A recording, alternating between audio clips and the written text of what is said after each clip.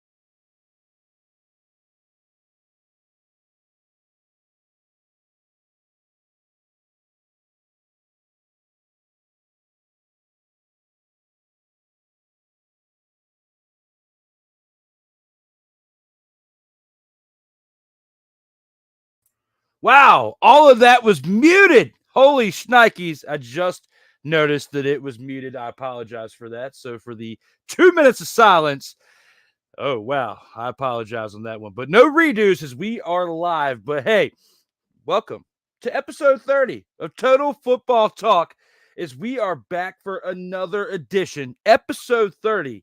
And as I was just saying while muted, unfortunately, Cole Johnson is not here today. You know, we are here for episode 30, but Cole Johnson will unfortunately not be here for the next 4 weeks as he's had some schedule changes at work and has to, adhere to that because that is number one, of course. And, I was not here last week. I was under the weather, so shout out to Kyle Nash.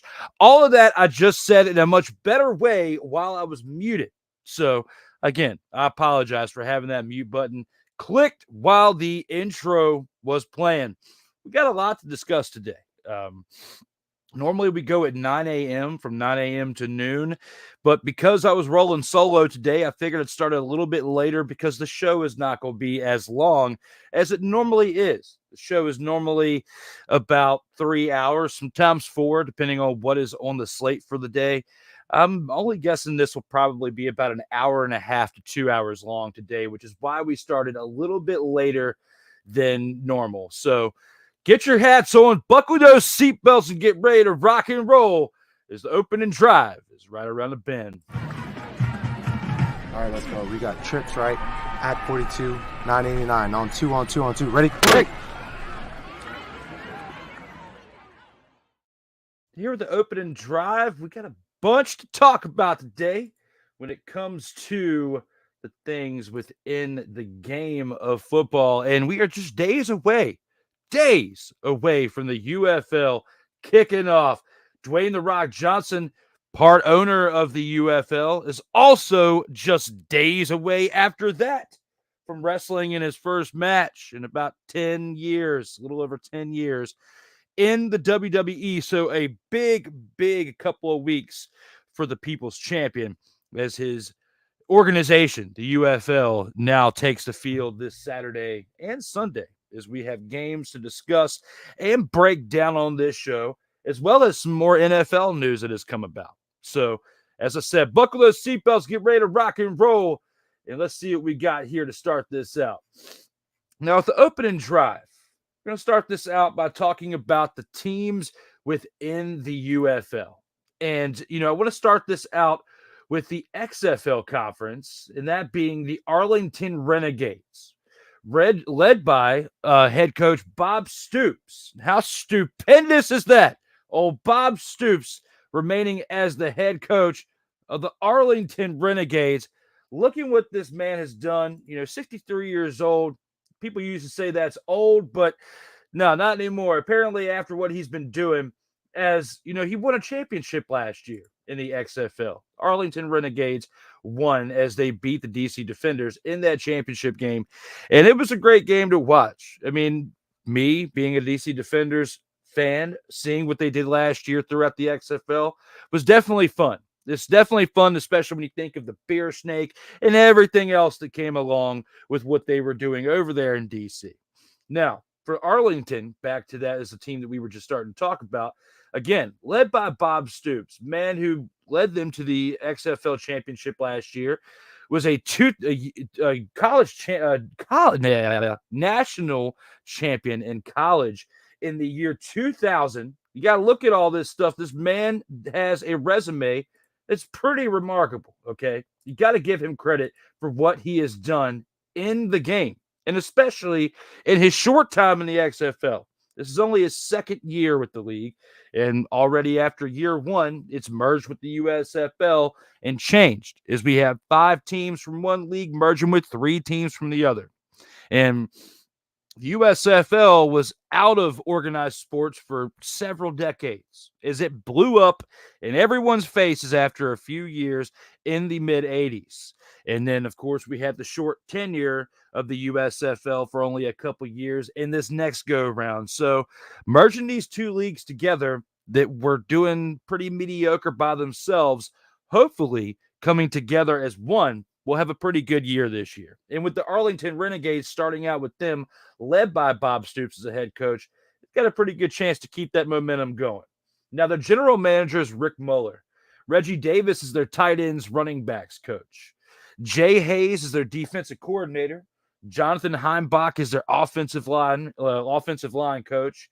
Old Chuck Long is the offensive coordinator / QB / wide receivers coach. Matt McMillan is the quality control coach. Marvin Sanders is the defensive backs coach. Bill Sheridan is the linebackers coach. And in relation to Steve Spurrier, the son, Scott Spurrier, is the special teams coach over there for the Arlington Renegades. In the stadium that they are playing at for their home advantage when they do play at home, it's the Choctaw Stadium in Arlington, Texas. It's a pretty good stadium, too. If you guys have seen any action over there at that stadium, it's actually a pretty nice stadium. Me, not a huge fan of Texas, but I got to give credit where it's due. We need to look at what they are doing over there in Texas in organized sports, and the fact that the Arlington Renegades are the reigning champions of the XFL. You got to give credit where it's due. I'm just going to say this, and I'm going to say this right here, right now. Do not be surprised if a couple months from now, we're talking about the Arlington Renegades as the repeat champions for the first year of the new league UFL, but back-to-back champions, as last year's XFL championship would still count towards a back-to-back championship. So shout out to Cole Johnson for throwing this slate together today for me, as we are here in action for episode 30 of Total Football Talk. And for that, acknowledge me. Absolutely. Had to get a quick water break in there for a second. That's why I clicked the acknowledge me. And some people may say, now, that is absurd. But I have this for you.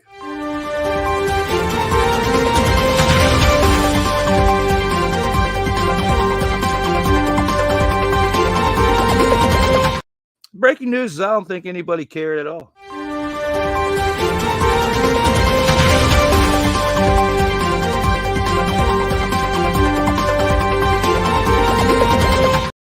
And now we're back. So now after covering the Arlington Renegades' staff, we'll give more into the breakdowns of the team here later in the show once we get closer towards previewing this upcoming weekend's matchups. But as far as the Arlington Renegades, looking at what Bob Stoops, their head coach, has accomplished in college football and last year in the XFL, I like their chances. I really like the Arlington Renegades' chances this year. Now, moving on, I'd say with this next game right here, this next team, their game is a little bit questionable based on the fact that they're coming from the USFL to the UFL. It's hard to say, you go from XFL to USFL, just take the S out of there and you make it the UFL. I'm still having a hard time grasping all that. But right here, right now, talking about a USFL team that's coming on over to the UFL, that being the Birmingham Stallions, okay? Kind of look at this team right here and what they have accomplished right here. Looking at what they did. Last year, 8-2 in the USFL, okay? Doing what they did, becoming the team that they did, and reaching the heights that they did. You have to give them the credit. All the credit in the world for what they did over in the USFL. However, things are a little bit different now that you're in the UFL. You are now in a league that is a little bit different than what you're used to. Yes, you are the back-to-back defending champions of the USFL. But it's going to be a little bit harder, I think, to be a three-time champion, three-peat champion, and especially in a brand new formed league against other teams that are coming from that league that are pretty competitive. That being the team we just spoke about, the Arlington Renegades, and my DC Defenders that I will at least say wholeheartedly are there and they are ready to rock and roll. But the Birmingham Stallions are no slouch again, because when you have won back-to-back champions, you don't suck, okay? You're actually pretty good. Even though the people who are on that team were apparently, when it comes to the NFL, not good enough to play in the NFL, I kind of like what they're doing over here in these alternative leagues. It's a springboard to the NFL, yes, but it's also more reps for the players, because even if they were in the NFL, they wouldn't be getting these reps that they're getting while playing in the formerly known as the XFL and the formerly known as the USFL, now the lazily named UFL, even though I think instead of the United Football League, I'm still on record by saying they should be the Ultimate Football League, because that just sounds cooler, okay? You have to admit it, and I'm going to admit it. It sounds cooler. We got to be real with this right here.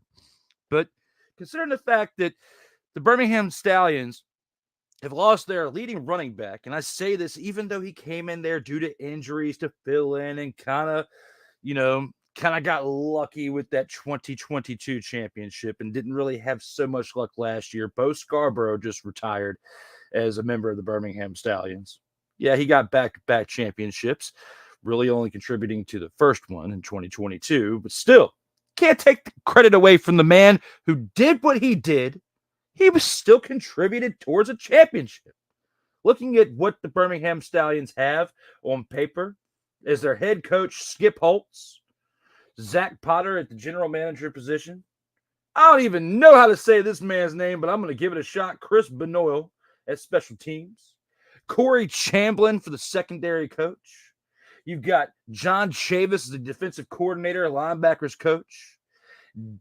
Oh, gosh, man. What is up with these names? I can't even say this next one. David. I'm going to just say, look that man's name up on the roster. You will find him, and let me know how you feel about his name out there on that paper. I'm going to spell it for you just because I at least got to give him some justice out there. It's spelled like Deguglielmo. I still don't know how to say that. Look at it for what you will. I'll try my best out here in these streams, okay? Now, when it comes to the next name, this one's pretty easy. Bill Johnson, defensive line coach. Mike Jones. Who? Mike Jones, the wide receivers coach. Philip Montgomery, the co-offensive coordinator / running backs / tight ends coach. Derek Riley, the assistant secondary coach. And the home stadium that they play out for Birmingham Stallions is at Protective Stadium. How fitting. Protective Stadium in Birmingham, Alabama. Shout out to Ryan McCarthy out here in the chat. Rest in peace, New Jersey Generals again. Yes, they did my man's team pretty bad with that New Jersey Generals team. Taking it away, and, honestly, it was a total surprise, motherfucker. And I did not like that.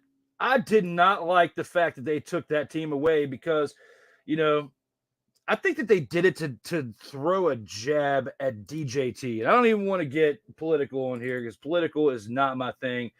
I don't really follow politics, but we all know the fact that DJT was a part of that ownership group in the 80s.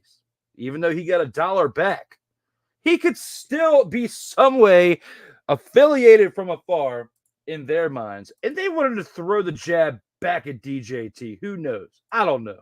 I'm just throwing some wild shenanigans out there for you for this moment. And even to the point to where you have to bring this man up. This man would say this in this moment if he was right here. To all things. To when it comes to the rest in peace New Jersey Generals, to where it comes to all the blasphemous stuff I just said about former ownership of the team, he would say, damn! Absolutely. I can't argue with that. You can't argue with that. And you know it, and I know it. Because if you're looking for shenanigans today, because I am by myself talking football, you got this. You got the right one, baby. You got the right one. Now, back to football, okay? We talked about Birmingham Stallions. We talked about the Arlington Renegades. Let's talk about another team that I was throwing some subtle hints about that I may or may not like, and that is the DC Defenders. Yes, they are closer to my home as I'm here in Virginia, hence the license plate behind me. But the Arlington Renegades had to beat a tough team in order to win that XFL championship last year. And looking at what the DC Defenders had put together between their coaching, I really like their coaching, and I'll break that down here in a second because the leadership, along with the play from the players on that team, everything just gelled last year. It was a fun year to watch. And knowing that they only had lost one game before that to the St. Louis Battlehawks, it was a pretty impressive year. I couldn't get upset with that whatsoever. I thought it was a pretty good year for the DC Defenders. And considering they brought back the majority of their staff as far as their coaching staff, it looks like it's going to be a pretty good year for them, considering they were able to retain Reggie Barlow throughout the merging of the league, okay? They were able to bring him back in DC. I really like him as a head coach over there, along with Von Hutchins, general manager. Made some great moves last year. And Vernon Dean, the defensive backs coach as well. You got Fred Keiss as the offensive coordinator. And I hope I said that correctly because it sounds like a pretty cool name. Sean Anderson, the wide receivers coach. Russ Ehrenfeld is the offensive line coach. Dion Harris is the linebackers coach. You got Shannon Harris. Not sure if they're related as the quarterbacks coach, but I'm going to find out. Believe me, I'm going to find out. And we will revisit this next week on Total Football Talk. When it comes to Jeremy Watkins, he's the defensive line coach. And, of course, a name that you all know very, very well, and that's Greg Williams with 2 Gs. Actually, technically, 3 Gs. He was 3G before 3G was a thing. Greg with 3 Gs in the Greg. Only an R and an E is in between 3 Gs. Greg Williams, the defensive coordinator for the DC Defenders. We already know about his rap sheet when he was in the NFL and Bounty Gate and all that stuff that he had as a part of New Orleans Saints. The man is a Super Bowl champion. Can't take it away from him as far as a defensive coordinator. But it's time this year for the DC Defenders to build on what they had established last year.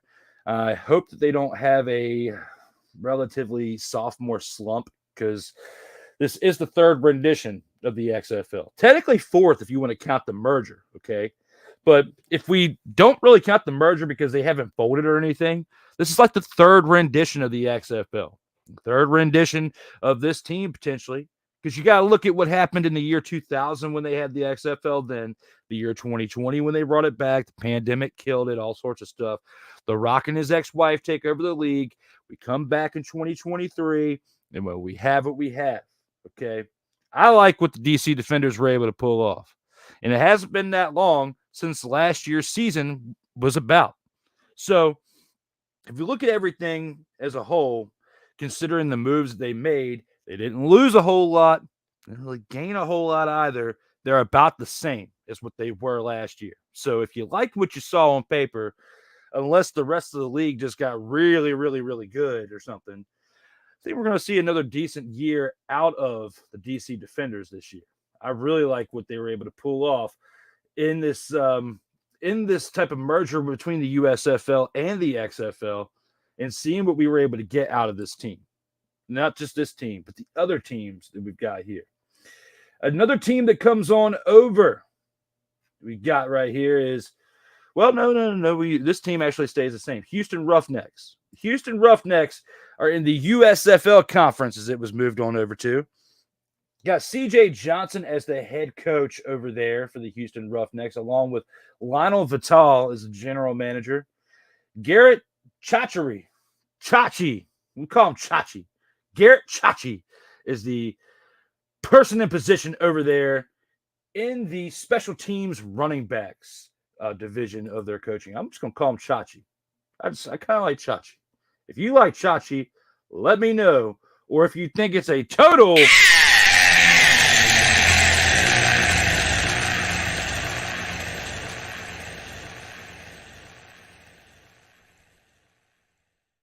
let me know too.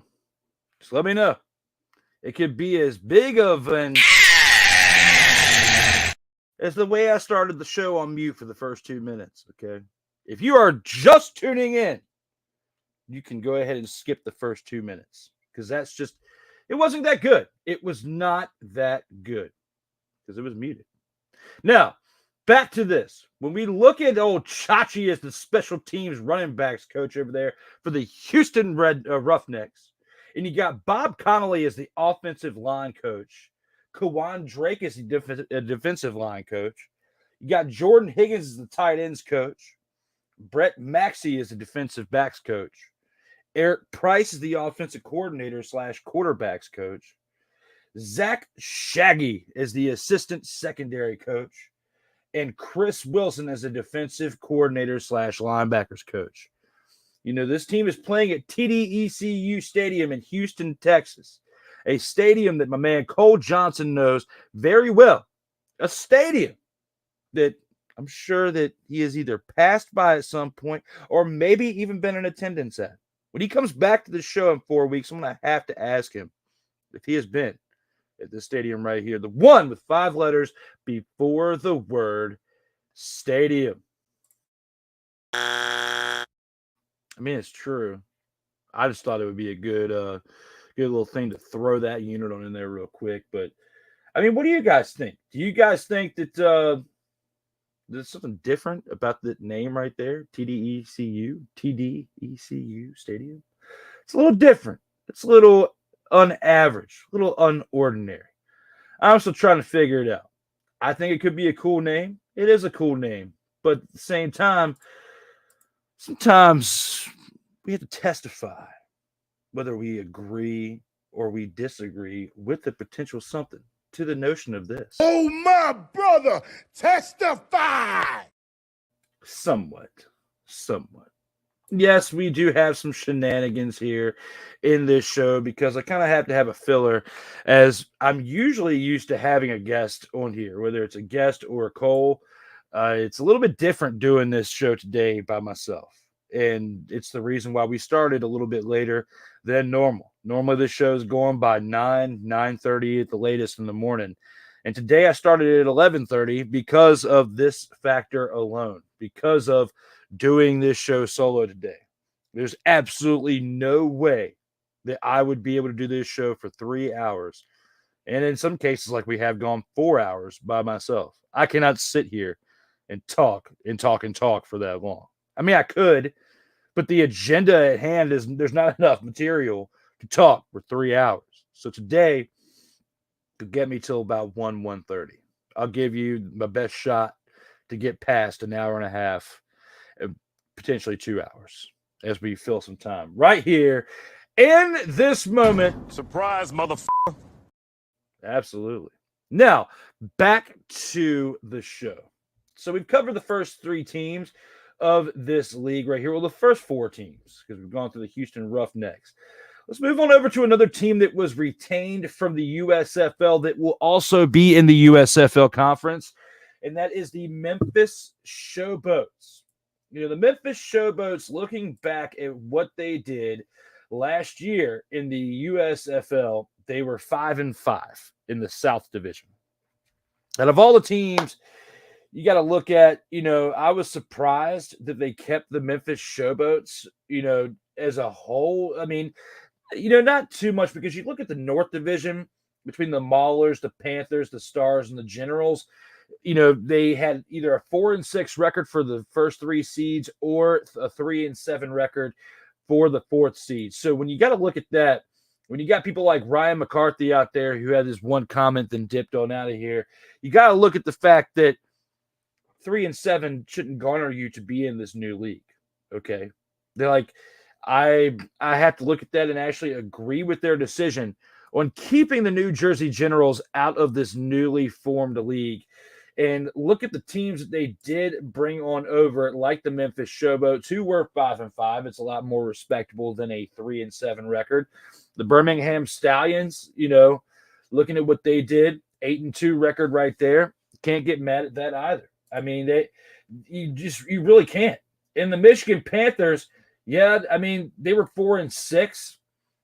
So I guess, I don't know, but at the same time, I feel like the Michigan Panthers did not deserve it over the Breakers. Okay. The Breakers, they had a pretty decent year last year, going at 7-3. And I can't get but so excited to see a Michigan Panthers team when they didn't play as well as the Breakers did. But you can look at the division they were in. You can look at their schedule. There were other things that could have been a little bit more propelling to getting them to the furthest point that they were at, okay, to the 7-3 record in 10 games, okay?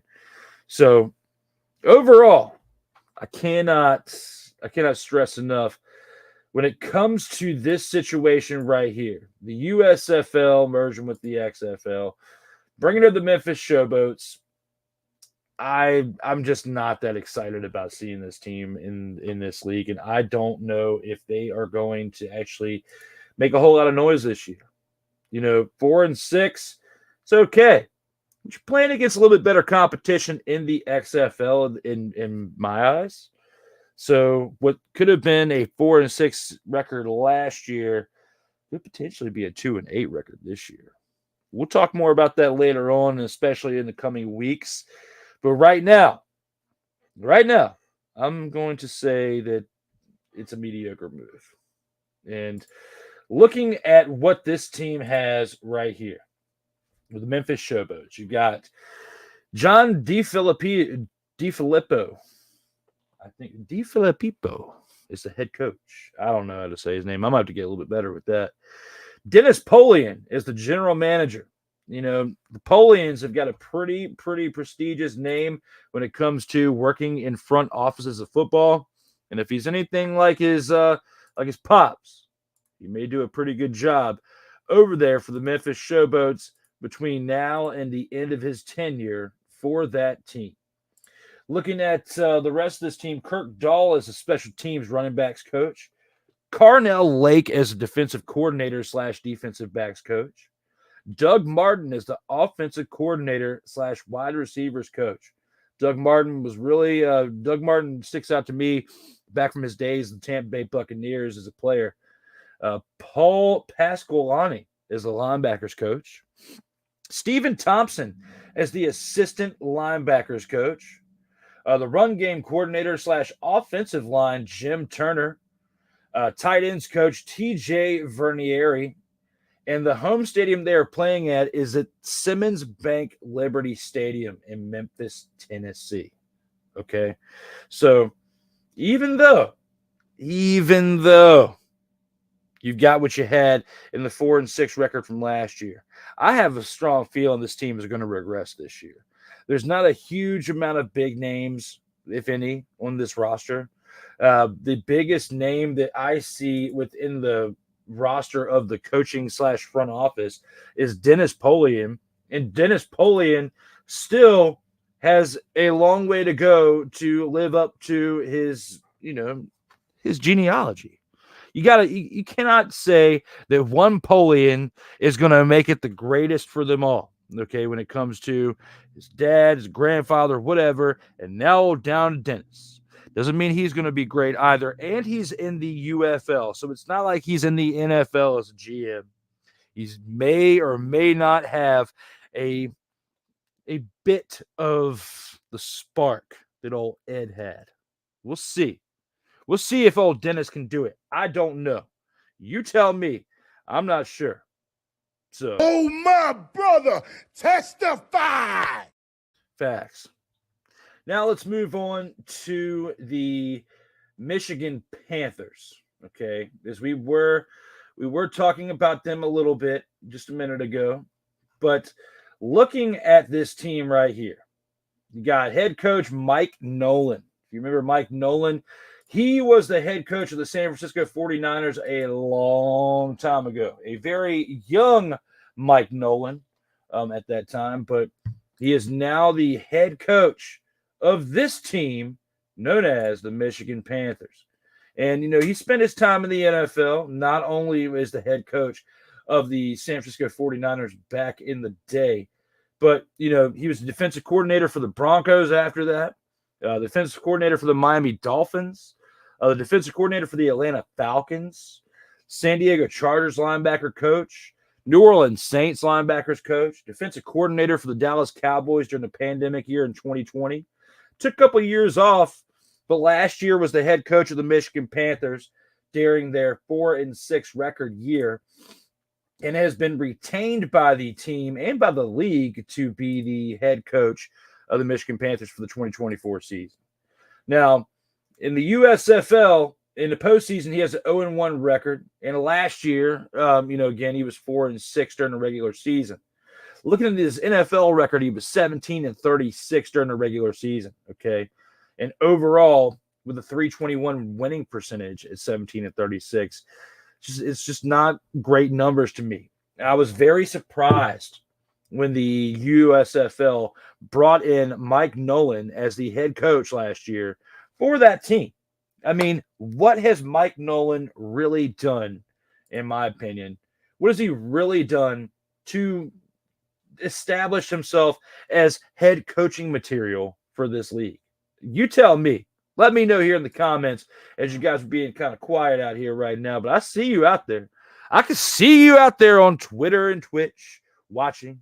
Nobody's watching on YouTube right now, which is very, very, unusual, but part of that could be because of the time that we started. There is no description for this video, and StreamYard was not allowing me to put a description in this video. So it was very, very disappointing that I could not do that and get this all set up for us to get this thing rocking and rolling today.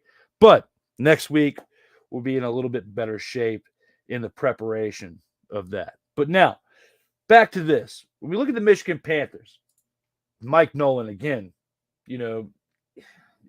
looking at his head coaching record, I don't see the Michigan Panthers as a threat at all this year. Steve Kozar, general manager for the Michigan Panthers, is definitely someone that you can look at with that last name. Okay, you got to look at what Bernie Kosar did. Bernie Kosar was a big name over there in Cleveland land, as he was the quarterback for the then Cleveland Browns. Then they kind of left the league a little bit, and now they're back to prominence over there in the NFL, as they've had some better years ahead of them. and behind them. Last year was a pretty decent year for Cleveland. Look at what Joe Flacco did.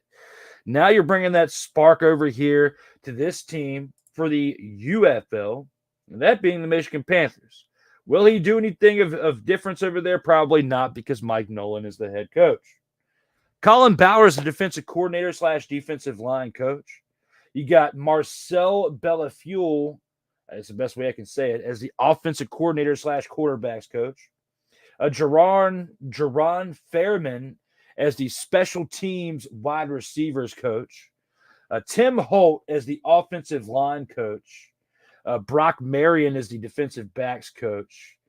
Jordan Pavlizin as the running backs coach. Christian Runza as the linebackers coach. Gary Watkins as the tight ends coach. And to keep things interesting for this, as an NFL stadium will be used for the Michigan Panthers field. And that will actually be at Ford Field, home of the Detroit Lions, which will be nice to see the Michigan Panthers playing there yet again. So looking at that, that's some pretty good news. We got an NFL team as the home field sighting for the Michigan Panthers.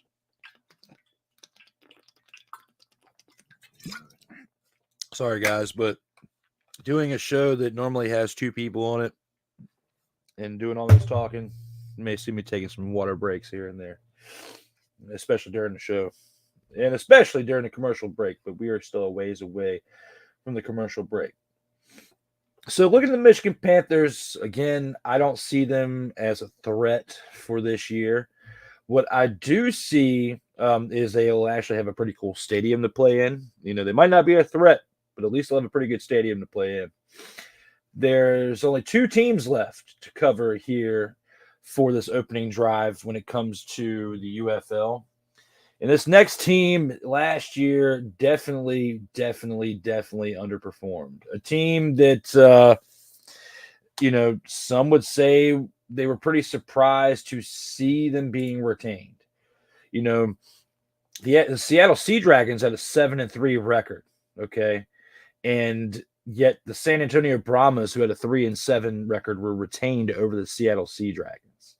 So looking at this situation right here, in the fact that I'm breaking down a team that I'm not excited to be breaking down when it comes to the San Antonio Brahmas, the only really reason that this team is still in the league is because Dwayne "The Rock" Johnson is, old school nickname back in the day during the Attitude Era of the WWE was he was the Brahma Bull. Okay. And I think that's the biggest reason why he wants to keep it, is because it's lineage to him, his character, and his family. And I can't get so upset about that, but you have to look at the people that you kind of cut in the process. In this situation, you bring in a head coach who was the head coach of the Houston Roughnecks last year.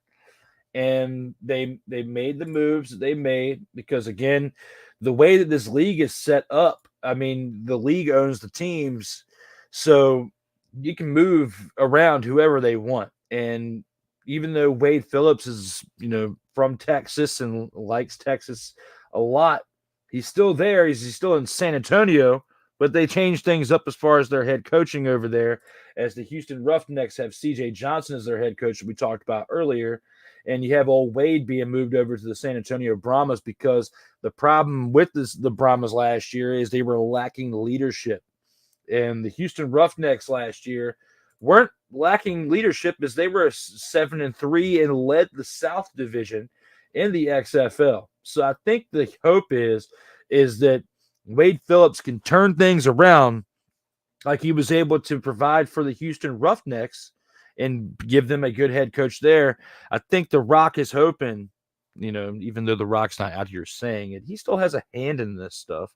Might be a little bit more quiet of a hand right now because of what he's doing professionally with other obligations, including WWE and WrestleMania. But I think The Rock had a hand in moving Wade Phillips just from one part of Texas to the other, because he didn't want to see his namesake, which is, you can honestly say that the Brahmas team is The Rock's namesake, go down in flames. Okay. And it did. Last year it did. It was 3-7 as a team, as a unit, and was not a team that you or I would particularly want to watch. We would not want to watch an absolute team that was, I would say, spearheaded by these dumpster Pelican-esque players right here, as they were I would say, the third dumpster Pelican, the one on the left-hand side in the back, standing on top of that Walmart trash bag. That would be what I would say would be the San Antonio Brahmas last year. Absolutely. And you know. You like that? You like that? Oh, you do. You do. Hopefully you do. That's why you're still here watching this. Okay. Now, when it comes to the San Antonio Brahmas, the rest of their team, they got Mark Lillibridge as the general manager. Okay. Chris Achuff as the defensive line coach. Derek Berry as the linebackers coach. They've got Andre Garode as the offensive line coach. They've also got Peyton Pardee as the wide receiver special teams coach. And not related to Willis Reed, Will Reed is the defensive coordinator over there now for the San Antonio Brahmas. Okay? So, looking at this situation right here, looking at this team right here, there's only a couple more things that we can cover when it comes to the people on this team. Now, AJ Smith is the offensive coordinator over there for this team. Marvin Williams is the running backs coach. In their home stadium, you got to look at and get excited about and get hyped about is the Alamo Dome over there in San Antonio, Texas. Okay. The Alamo Dome, a place with a huge amount of history in the state of Texas. Okay. So looking at this right here, looking at this team, you have to say to yourself, will this team be competitive? Is there a chance that this team right here actually does something special within the confines of this league? We'll have to see, because last year 3-7 was not anything to bat an eye at. I think with Wade Phillips and the adjustments over there within the coaching tree, that we're going to see something potentially pretty special. And I think that we're going to see, I would say, better than 5-5, because if Wade Phillips can do what he did last year with the Houston Roughnecks, okay, and yes, it's still in the same state, it's still in Texas, he doesn't have to move that far. He might even still be able to just get in the car and drive to where he's coaching at now. Who knows? Depending on where the man lives. I don't know where he lives, and if I did, I wouldn't tell you, because that's not the whole point of Total Football Talk, giving out addresses and getting you to go to his house, shake his hand. No, if you want to run into him at a CVS, if he even goes to a CVS, then that's up to you to bump into him on your own accord, at your own time. And most people will probably look at this and say, what are you even talking about? That's terrible. Because the man doesn't go to CVS. And this is Total Football Talk. And you know. You like that? You like that? I miss Cole. Cole will be back in 4 weeks. But for today, hopefully only, I'm running solo. So as things were kind of thrown around last minute, and it was tough to find somebody to fill in. And next week we should be fine. But today you just got me. You got some shenanigans. This is like a mixture of D. Willie in the Evening meets football talk. Total football talk. So now we've gone through 7 of the 8 teams. We got one more to go through. And that is a team that made some noise last year, especially with the NFL quarterback, former NFL quarterback, then went back to the league last year, but then came back again in A.J. McCarron for this 2024 season. You got Anthony Beck as the head coach over there for the St. Louis Battlehawks. Dave Bowler is the general manager over there for the Battlehawks. You got Donnie Abraham is the defensive coordinator over there.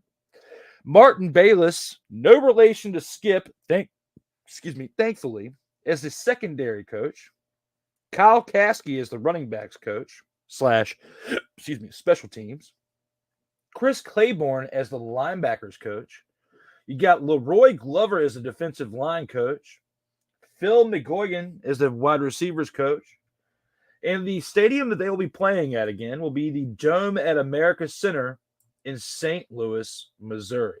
Okay, it's a good stadium. I can't speak any ill will about the stadium over there, but I think the biggest thing that we saw, not only last year, but when they first came back with the XFL in 2020, is how much the state of Missouri misses having NFL football or just having professional football in general. That's the best way I can really put it. They are taking very well to the St. Louis Battlehawks professional team over there for the XFL, now in the UFL. They did at least through last year. So we're hoping, or at least those of us who are fans or covering the sport in itself, are hoping that this continues this year. Because the scene watching, it basically gives hope to the NFL fans in the area that they might be able to bring a team back to St. Louis. Maybe not the Rams, but maybe make another team to come on over there. But I feel like if they do that, they're going to have to create two teams to balance out the scheduling of the entire league in itself over there in the NFL. So, but then again, you look back to 2015, 2014, 2013, those years where the attendance in St. Louis was dipping, from 13 on up, until they relocated to LA. The Rams attendance was going down, but you have to look at that more as the team wasn't really competitive. So if you had a competitive team out there like the St. Louis Battlehawks, who definitely last year were a very competitive team. They were 7-3, led by AJ McCarron. They did great. Okay. So 7-3 is very competitive. When you have a competitive team, you're going to have butts in the seats. That's exactly what you got out of this St. Louis Battlehawks team. So if things continue to trend upward for this team, I think that's the concoction that you need over there in St. Louis. You not only need a professional team, but you have to have a competitive team. Because you look at when the St. Louis Rams had the greatest show on turf, okay? That was in 99. And we're going to go back to the NFL for a second, but just for a history lesson. You go back a few years before that, when they had the bus, Jerome Bettis as their running back. Before they started, before they traded him to Pittsburgh, before they made the moves they made to, enhance their team, trading for Marshall Faulk after the 98 season, the things that St. Louis Rams did in between all that, from not really good in like the mid 90s to really good by the end of the 90s, you have to look at the moves that they made. You have to look at what they've established over there for the St. Louis Battlehawks now as a pretty decent team. However, my point to this is if you don't have a team that's competitive in that market, you're not going to be able to draw the fans. You're not going to be able to draw the interest of the fans to come watch, whether it's live in person or even in those TV markets in that area to watch a team that's not good. And I'll give you an example of here in Virginia, right? Here in Virginia, a good portion of people here are fans of the Washington Commanders, right? Or formerly known as the Redskins. Look at my license plate behind my head. Yes, I am a fan, okay? However, when it comes to the overall consensus, the fact that this team has not really played well for the majority of the past 30 years. They've had some flashes in the pans here, like the 2005, the 2007, the 2012 seasons, where they give you hope throughout the season, but then like the first round of the playoffs, they're out of there. The 1999 season's another one too, and I think the 96 and 94 season. So there's like, 11%, if that, of the time they're good or mediocre good. The rest of the time they're absolutely absolutely terrible, playing like a bunch of dumpster Pelicans, probably the number one dumpster Pelican potentially in the NFL at times. And at times they're middle of the pack. But my whole point to that is when you have that, attendance is going to go down. Until last year, they were okay starting the year out, then they got bad, but they had sellout crowds for the majority of the year, which is something they had not done in many years over there in FedEx Field. And my whole point to that is you got to look at St. Louis now. Okay. St. Louis for years after the greatest show on turf, after they went back to the Super Bowl in 2001 and lost. You had the Mark Bulger years after Kurt Warner where you had a few decent years, but you never got back to the height of greatness that the team had experienced in the 99 and 2001 seasons, winning one Super Bowl, but going to two. And you saw the downfall of the St. Louis Rams, not only as a team, but the fans in attendance, as they could barely get 25% of the people to fill the stadium. They could barely get 25% of the stadium filled, is what I should say. So, looking at this as a whole, looking at the whole entire perspective in St. Louis, if you bring a competitive team to the area, then you can field an NFL team in the future. However, if it's mediocre to subpar to absolutely sucking, there's no point in even putting the effort into bringing a team over there because you're going to put more effort into bringing the team over than the amount of effort that you're going to put into the team to construct a good one. Then there's no point. It's a waste of time. It's like you look at the expansion teams from the 90s, the Carolina Panthers and the Jacksonville Jaguars, okay? In a short period of time, the Jaguars became a pretty good relevant team after their first or second season, I believe, getting to the AFC Championship game. Mark Brunell's scrub left-handed quarterback, okay? This is a lot of talent throughout the UFL right now between the XFL and the USFL merging. You got a bunch of Mark Brunells out there. And there's a diamond in the rough within one of those Mark Brunells. It's going to show something special. And we saw some things happen last year with the XFL. USFL, a couple little flashes, but the USFL, I just wasn't that excited about. I was not excited about USFL whatsoever. But now with the merger between the two leagues, and you got a few teams coming over from the USFL, I'm starting to get a little bit excited. Because me, as a fan of football, just loving the game to its best into the entirety, I love having spring football back. Because Canadian football, we'll get more into that in the coming months, as CFL will be coming back soon. But even the rules of the game and the way the setup of the field is a little bit different. This is the closest thing that we're going to get to the NFL in the springtime ever. And will it have the amount of fans and seats as the NFL does? No. Will it be as flashy and great in certain areas as the NFL? No.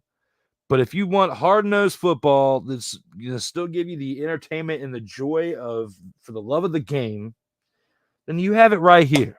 And I love baseball too. So the mixture of being able to watch some baseball and not NFL and professional football in the same day, along with seeing a few names out there that you're used to seeing from when they shine at the brightest of lights in college football, or when they tried to hack it and the NFL couldn't quite get there, or for the third best option, you could be seeing all of that culminated into a potential opportunity to springboard them back to the NFL to get one last shot and potentially a decent opportunity at success in the NFL. So there's a lot that comes in to the XFL and the USFL's merger, and especially with the St. Louis Battlehawks, as again, you got the Gradkowskis in there too. You got Bruce Gradkowski, a former NFL name, and his brother Gino Gradkowski as coaching, as part of this coaching staff. Bruce is the offensive coordinator. You got Gino as the offensive line coordinator. I feel like they're going to be able to help this team out when it comes to the leadership that must be necessary to help them advance, because their record last year was pretty respectable in the XFL. Their record again last year was 7-3, and they have the potential to improve that. Now, my personal pick, I would like to see the DC Defenders get a little bit better from 9-1. And you're probably saying, well, Drew, how do you get better than 9-1? You win 10 games. You win 10 games. And that's how you get better. You go undefeated the regular season. And then you run the table in the playoffs. However, I'd rather see you go 9-1 or potentially 8-2 and win the whole thing. So if you got to lose a game or two during the regular season to get you, shook up enough to win the whole thing, then I'm cool with that too, brother. So looking at this, I think the biggest competition the USFL is going to have, or the UFL is going to have, when it comes to some of these teams, is with themselves. Because let's now that we've gone through the entirety of the teams and their coaching staff and where they're playing, okay, as I believe I covered the St. Louis's, the Dome in America Center in St. Louis. Yeah, I did say that. And yeah, I've already gone through the entire team's list. Now let's go ahead and give into a little bit of a deeper dive into my notes for what we should expect in the United Football League this year. So let's go and start with the Birmingham Stallions. You got Skip Holtz as two-time USFL champions, returning not just their head coach, but the key members on both the 2022 and 2023 title team. Among them are star wideouts Victor Bolden, quarterback Jamar Smith, and tight end Jace Sternberger. Okay, keep those names fresh in your head because you're going to hear them more throughout this season, okay? However, the Stallions left the first dispersal draft without the 2023 USFL MVP, quarterback Alex McGough, and the league's best kicker, Brandon Aubrey. They must think they got some special talent on this team, y'all. Let's keep on going. Still, no team has been as dominant as the Stallions over the last 2 years in the USFL, winning 21 of 24 games and going undefeated in the USFL playoffs. Former Kansas State quarterback Adrian Martinez projects as the day one starter. In 2022, he helped lead the Wildcats to a Big 12 title while passing for more than 2,800 yards and rushing for more than 500, with 27 total touchdowns. The addition of former Philadelphia star Channing Stribling makes the secondary formidable. Stribling recorded 7 interceptions in 2022 and 8 over the past 2 years. The number of all USFL players selected is 6. Noteworthy players: Adrian Martinez, quarterback, Kansas State. Chris Orr, inside linebacker, Wisconsin. Scooby Wright, inside linebacker, Arizona. Jamar Smith, quarterback, Louisiana Tech.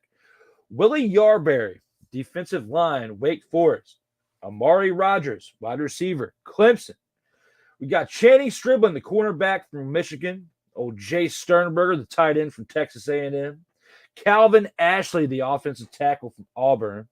Victor Bolden, the wide receiver from Oregon State. And JoJo Tillery, the safety from Wofford.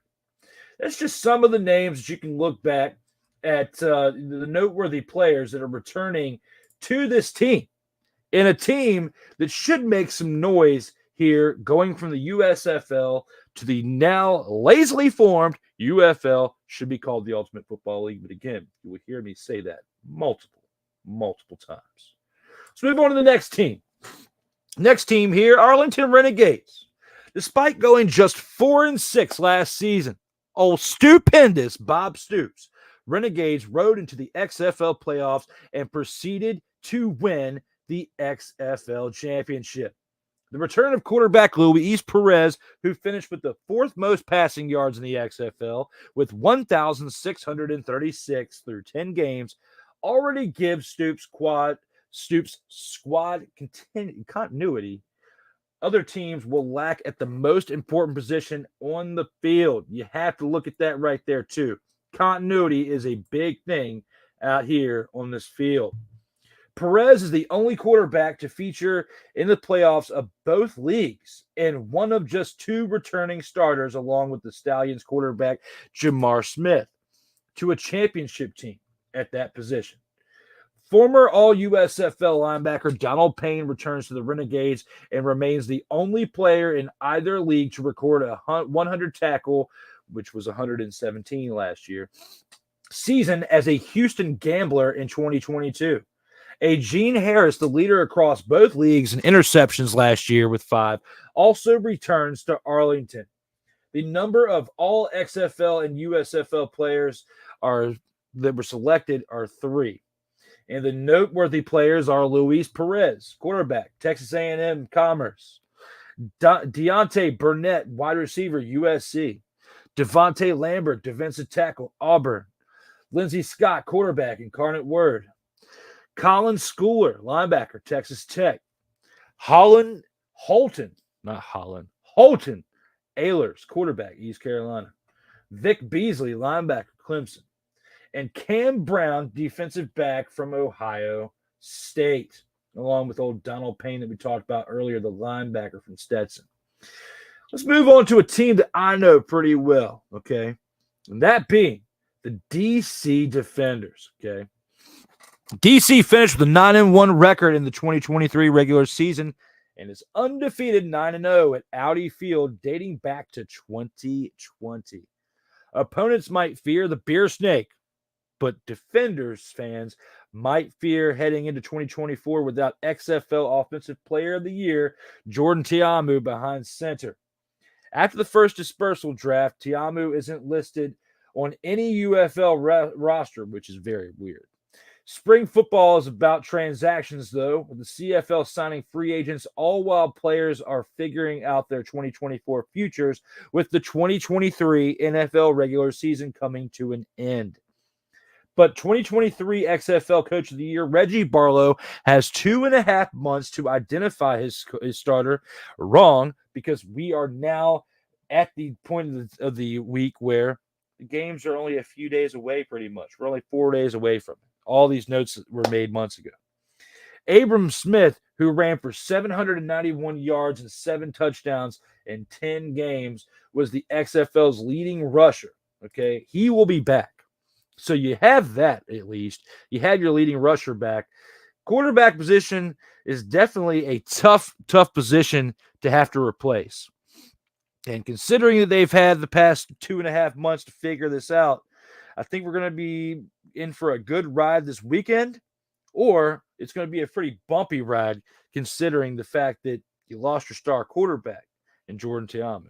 But we'll have to see how that goes here in the upcoming weeks. The number of all XFL players selected are 5 for this team right here. And that's Leon Fornadell, offensive guard James Madison, David Bellamy, defensive end in Georgia, Michael Joseph, the defensive back from Duquesne. You got Abram Smith, the running back from Baylor, and Trent Harris, the linebacker from Miami. Reggie Northrup, the linebacker from Florida State, is returning. And other than that, the DC Defenders were a little quiet during this offseason. So it's a good or bad thing. They're either going to roll with the best of what they got from their returning players from last year, or we're going to see a pretty big downfall this year, just to keep it real. So as much as I was hype at the beginning of this show about the DC Defenders, maybe switching gears a little bit. But once we get to the end of the show where I start talking about the preview of the games for this upcoming weekend, you get more of my answer at that point. So moving on to the Houston Roughnecks. Curtis Johnson's Gamblers missed the playoffs going 5-5, but looked impressive down the stretch in the strong South Division. Though the Gamblers rebranded as the Roughnecks, the XFL franchise, the 2024 Roughnecks, used the 2023 Gamblers roster to select protected players and were allowed to select additional players in the dispersal draft from the USFL's pool of players and not the XFL's pool of players. And they managed to pull out nearly twice as many all USFL or all XFL players as the next closest franchise with 9. One more reason the Roughnecks rate highly is because they are returning a starter at quarterback at Kenji Bahar, who became a better player as the season progressed and featured one of the league's most talented receiving corps, led by returning pass catcher Justin Hall. Hall caught 47 passes for 515 yards with 4 touchdowns in 10 games. Despite this, the Roughnecks returned to the 2023 USFL Offensive Player of the Year and running back Mark Thompson, 2-time All-USFL defensive tackle Toby Johnson, and the 2022 USFL Offensive Player of the Year in Chris Odom. Number of All-USFL players selected is 9. It's a lot of players. But we're going to go over them right now. Mark Thompson, running back of Florida. Adam Rodriguez, defensive end of Weber State. Toby Johnson, defensive tackle, Georgia. Isaiah Henney, wide receiver, Sacramento State. Justin Hall, wide receiver, Ball State. Paul Adams, offensive tackle from Missouri. And Manny Bunch, the safety from Tulsa. There's a lot of additions on this team from the Houston Gamblers, reincarnated as the Houston Roughnecks. It's going to be interesting to see if they are going to play up to the hype, because they are pretty well hyped up right now. And they don't even have their head coach from last year when they had old Wade Phillips as their previous head coach. But we won't even dive too much further into that because I talked about that earlier in the show. Looking at our next team, the Memphis Showboats. Now under the leadership of former New Orleans Breakers coach John DeFilippo. I'm probably butchering his name, but there it is. The Showboats returned to special teams player of the year Derek Dillon, who also owns the record for the longest kickoff return for a touchdown in pro football history, and also added one of the USFL's better quarterbacks in Case Cookus. New additions to the Showboats roster include 2-time All-American and 2-time national champion linebacker Dylan Moses, as well as the 3-time 1,000-yard rusher and former Oklahoma standout Kennedy Brooks. The number of all USFL players selected for this team are 5. They are Derek Dillon, wide receiver, LSU. Jerron Jones, offensive tackle, Notre Dame. DJ Daniel, cornerback in Georgia. Vinny Papale, wide receiver at Delaware. And you know what? While we are live on this show, because I am very, very, very interested in knowing if this guy right here is in relation to Invincible, because Invincible was a movie that had a guy by the name of Papale in there. And yes, he is the son of former Eagles receiver Vince Papale, whose career was the base of the 2006 film Invincible. So old Vince Papale had a kid, Vincent Joseph, old VJ, who is now a wide receiver for the Memphis Showboats and has spent the majority of his career between the CFL and the USFL, playing in the CFL for the Montreal Alouettes in 2020, the TSL Conquerors from 2020 to 2021, moving on back to the USFL for the Tampa Bay Bandits in 2022, the Memphis Showboats in 2023, the New Orleans Breakers in 2024 that were shifted into the Memphis Showboats. His career in the USFL, he has 52 receptions, 589 yards, and 3 touchdowns. It's pretty impressive for old Vinny Papale. It's pretty nice. So it's pretty cool that you are, a kid, 10 years old. Your dad has a Disney movie that comes out, story about him during his time with the Philadelphia Eagles, and played by Mark Wahlberg, by the way, too. And now you are doing things in the UFL. From the USFL to the UFL to potentially your own Disney movie. No, I'm just kidding. But it would be great if that actually came into fruition. Now back to this right here for the Memphis Showboats, okay? So that again, they have 5 players that were all USFL selections in the previous year. Moving on to the St. Louis Battlehawks, Anthony Beck led the highest drawing team in the XFL to a 7-3 record, but missed the XFL playoffs after losing a tiebreaker to the defunct Seattle Sea Dragons. It's no surprise The Battlehawks are wildly popular in St. Louis, a city that has been home to pro football for more than 100 years, dating back to the formation of the St. Louis All-Stars. Okay? The St. Louis All-Stars. 100 years in pro football. Come on now. Get hype. Get hype with me. Pro football. Get hype. You can do it. There's pro football in St. Louis. And if you are not hype, you are failing the game. And you know as much as I know that. I think I got my swagger back. Oh. Come on in, Devo. Oh, my brother, testify. And if you're looking for shenanigans and football meets together because I'm by myself today, You got the right one, baby. you're in the right place, because we're going to talk some football with some shenanigans, and The Rock layeth the smack it down. There is so much going on in this episode today. Now back to the program. Okay.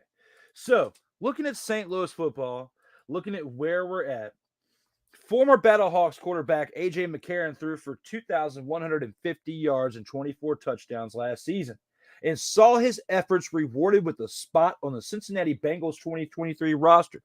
He leaves a hole to fill. And not really, because if you haven't been paying attention, A.J. McCarron's back for the St. Louis Battlehawks to contend for that number one quarterback position on the team.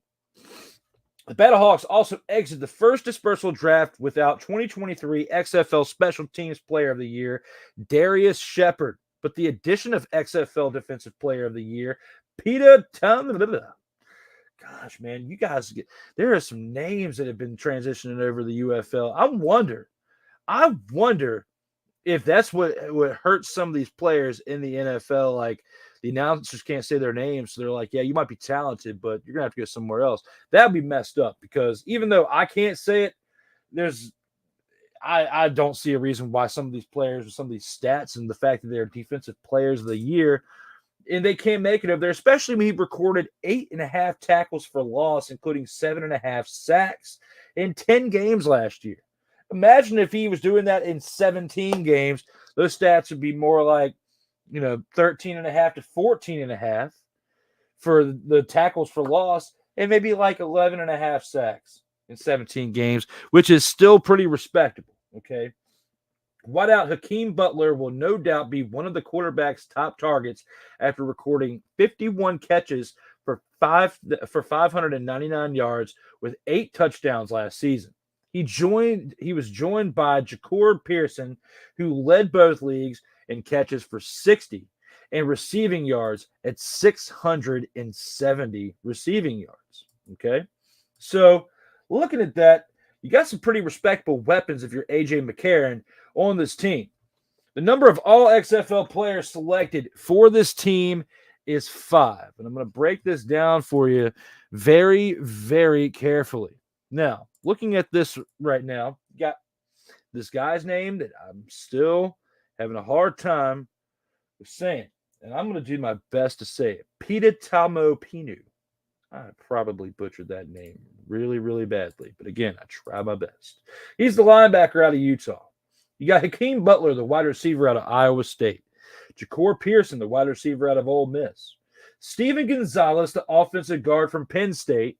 And Mike Panusic is the center from Michigan State. Now, another person that, again, we want to make sure that we give enough credit for is the St. Louis Battlehawks quarterback, A.J. McCarron, because last year he was the XFL passing touchdowns leader.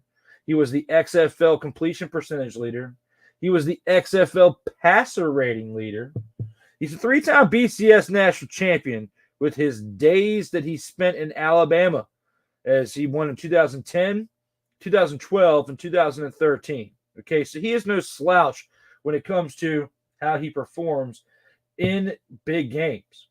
Especially, you got to look at his NFL career statistics. He doesn't have terrible numbers. I mean, for somebody with the numbers like this, it's very, very surprising he didn't get more opportunities in the league of the NFL, considering that he's been there, been available for 10 seasons now. And he spent the first 4 seasons with the Cincinnati Bengals from 2014 to 2017. In 2018, he was on the Buffalo Bills practice squad. Wasn't even good enough to be on the roster. But he was for the Oakland Raiders. He was on their roster in 2018 following that. Houston Texans had him for 2019 and 2020 as their backup. The Atlanta Falcons had him in 2021.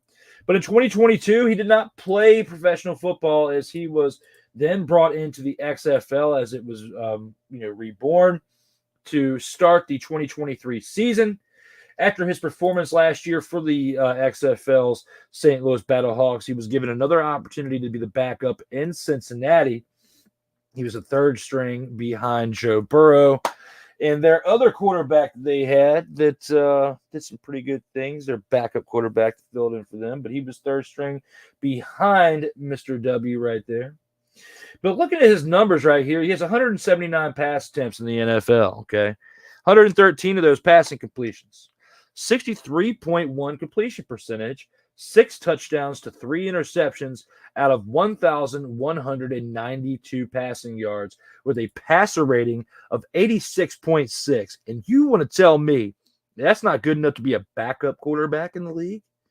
Get some type of opportunity at all? Yet he goes to the XFL in 2023 and puts up the numbers that he did, being the XFL passing touchdowns leader, being the XFL completion percentage leader, being the XFL passer rating leader. And you want to tell me this guy ain't good enough to be a QB2 in the NFL? Hopefully, if the man puts up similar numbers in the UFL this year, he at least gets an opportunity to be the second string quarterback in the NFL after that. You tell me here in the comments, whether you're watching this thing live or syndicated, you got to tell me. What do you think? Do you agree with me that he agrees he at least should be a QB2 in the league? Because I think so. Let me know here in the comments. Guys, this has been an extended opening drive as we have 2 more teams that we're going to break down right here. Actually, we got 2 more teams we're going to break down. Michigan Panthers. Along with Panthers coach Mike Nolan, Michigan will look to defensive end Breland Speaks and former Biletnikoff Award winner Corey Coleman, and all-USFL tailback Reggie Corbin, and all-USFL safety Shalom Luani to act as leaders on their respective sides of the ball after a 4-6 season in 2023. While the Panthers do not return the 2023 USFL Defensive Player of the Year Frank Ginda, the addition of former Oklahoma linebacker Deshaun White and all-USFL linebacker Gerard Fernandez gives them ample opportunity to maintain the position of strength. Okay. So again, you lost Frank Ginda, but you added Deshaun White, Gerard Fernandez. So you lost one, but you gained 2 because those linebackers are no slouches. So look at the amount of all USFL players that were selected for this team were 5. You got to give it to Breland Speaks, defensive end out of Ole Miss. Corey Coleman, the wide receiver out of Baylor. Reggie Corbin, the running back out of Illinois. Danny Etling, the quarterback out of LSU. And Devin Gray, the wide receiver out of Cincinnati. I mean, these are some big names that I think can contribute to the Michigan Panthers.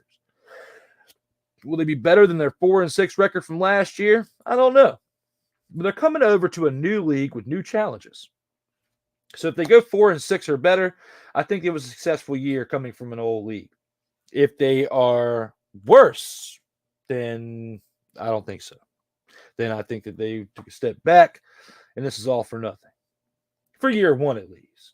But this is just year 1. So you tell me what you think here in the comments, because you guys are being very, very quiet right now.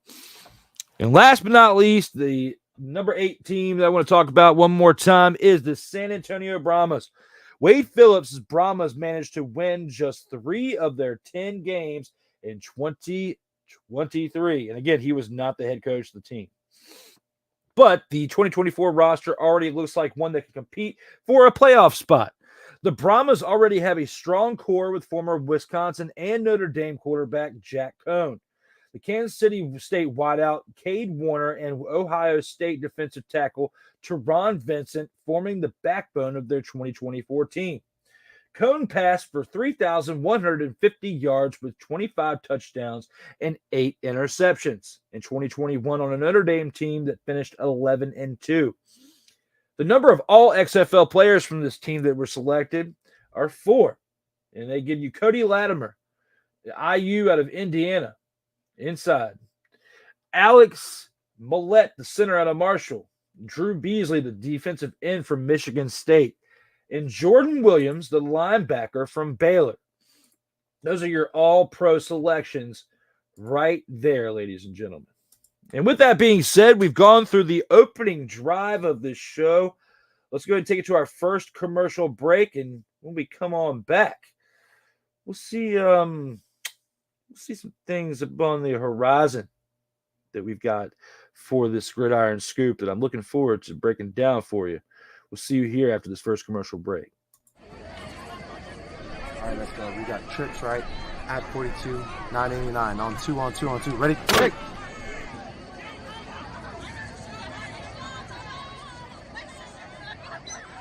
We're just getting started. Total Football Talk will return right after this. Everything Boston. I love you morons. New Kids on the Block, New Edition. Dear whatever the law firm is. Sincerely, the U.S. Supreme Court. Ben Affleck, Matt Damon. Go yourself again, Jason Whitlock.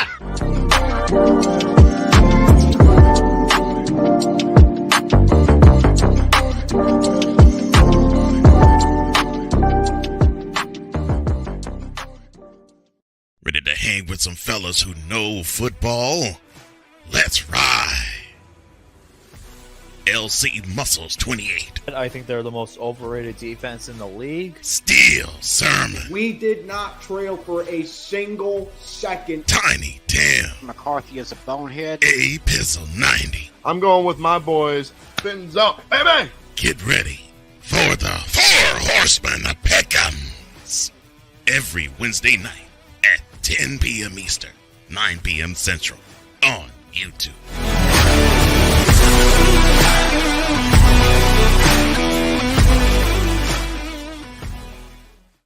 Poppy J. You got the option to cry for the government. You got the option to protest. You got the option to keep buying. But this is also an option. Wise El Jefe. We're the first tech geeks. We're the first gamers. We're the first everything. Everything. Like Gen X's, we are the ones. BS3 Network proudly presents the crew from the New York boroughs who never wants that smoke. Nah, they want that fire. Poppy J and Wise El Jefe. Fridays at 9 p.m. Eastern, 8 p.m. Central. Check your local listings for your viewing and listening pleasure.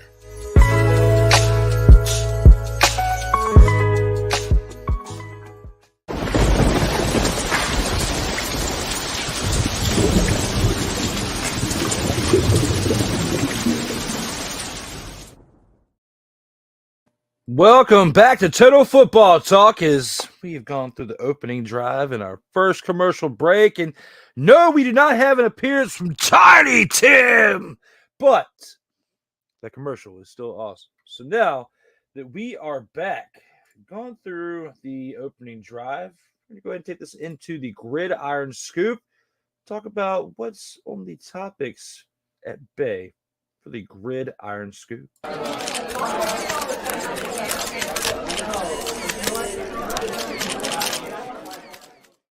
So looking at the old scoop now. Ex-Rams defensive tackle Aaron Donald feels complete after 10-year career. What else does Aaron Donald have to prove on the field? Well, I mean, after 10 years, this man has a Super Bowl championship. He doesn't have to prove anything, in my opinion. He has, there's people that have retired at his age that some people would say is a little bit premature. I mean, you look at Barry Sanders retiring, in 1998 after 10 seasons. Doing what he did, it's pretty close to what Barry Sanders did back in 1998, except for Aaron Donald, I believe, played one more season than Barry did. I mean, Barry came out in 1989 and retired in 1998. So, yeah, it's only 9 years, but that's actually 10 NFL seasons that he played. So, looking at what he did, 1989 to 1998 was Barry Sanders. You look at Aaron Donald, who in his career played from 2014 to 2023, 10 seasons, just like Barry Sanders. 3-time NFL Defensive Player of the Year from 2017, 2018, and 2020. NFL Defensive Rookie of the Year in 2014. Again, Super Bowl champion with the Rams as well. 8-time first-team All-Pro from 2015 to 2021 consecutively, and in his final year in the 2023 season, making the first team as well. A 10-time Pro Bowler in all 10 years of the league from 2014 to 2023. The man's got a Deacon Jones Award as well in 2018. The NFL 2010s All-Decade Team alumni is Aaron Donald. The PFWA All-Rookie Team in 2014, he made it to. And that was all of his NFL accomplishments. We won't even get to the college ones because he's got some college accolades there as well. So, looking at what he did, is there anything else to prove for him? There's nothing else he needed to prove because he did it all, and that's why after 10 years in a Super Bowl championship, I think that had the Rams not won it back in 2020, there's a potential you see Aaron Donald for another year or two. But considering that the type of abuse and that position that he plays on that side takes, you have to look at defensive tackles and wonder like why they only play 12, 14, maybe 15 years if they're lucky at a high level.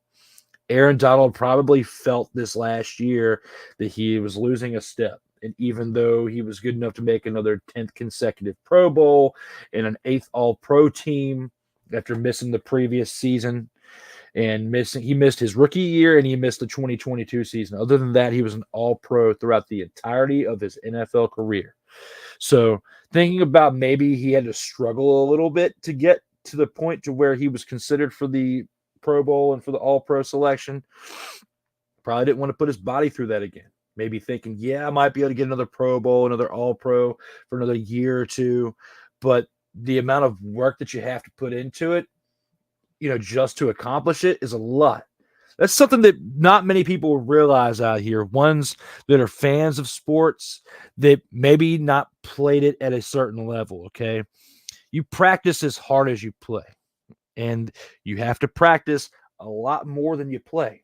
Because the only way you will get the results out there on the field, and no matter what sport you're playing, is if you put the work in behind the scenes.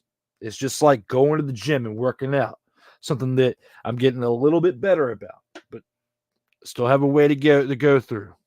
When it comes to Aaron Donald, he didn't have days off like you and I could take sometimes because we're not paid as professional athletes. That is not our job. When you are a professional athlete, the reasons why they get the contracts they do and the stupid amount of money they do is because they put in a stupid amount of time in training and practicing and preparation for the game. In the NFL, yes, they only have 17 games in the season and a few games in the playoffs. At most, if you win it all and you play every single game that year, you have 21 games to play in. But the amount of practice in between all of those games, from springtime, which we're about to get up to soon with OTAs, and then you got training camp in the summer leading through August with preseason. It's a lot. It's a grueling time. Even though the season is pretty long in some aspects of going for about 6 months between preseason, the regular season, and the playoffs, you got to add another 3 to 4 months to that in training. And you get maybe 2.5 months off. And that's if you are a successful team that goes all the way through. Like, look at the Kansas City Chiefs. The amount of free time that they have had over the course of the past 5 years, two and a half months, and you are back in the grind all over again. So that's why you see old T-Dog Travis Kelce out there going on his vacation and stuff right now. There's videos popping up on YouTube I was seeing this morning that, yeah, I would enjoy that vacation too, because as successful as that team is, you don't get but so many opportunities to go out there and live your life. So that's why these players get paid the amount of money that they do, because they got to get the back end money from all those months that they weren't playing but they were training that they don't get paid for up front.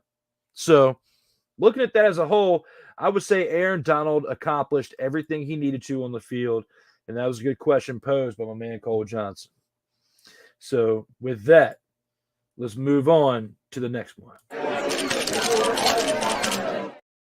So our next question at hand right here is the NFL officials back proposed hip drop tackle rule change amid protest. Should the hip drop tackle be banned from the NFL? I don't think so, because literally after seeing what everybody has been talking about over the past week or so with this whole hip drop tackle thing, what are you going to be able to do after that? Like, if you can't hip drop them, it's basically you're going to be riding them to the ground. Like, you tackle them from the back and you just ride them down, like ride them cowboy type of deal. Like, like you are, what is that word? I'm looking for, like a rancher or something doing a rodeo. You're out there on a rodeo, you tackle and then you ride them on down to the ground. No, I do not like this whole hip drop tackle change. It is not for me. I'm not a fan of this, and I hope that they go back and think about this, even though it doesn't look like it. It looks like we are absolutely screwed with losing the hip drop tackle.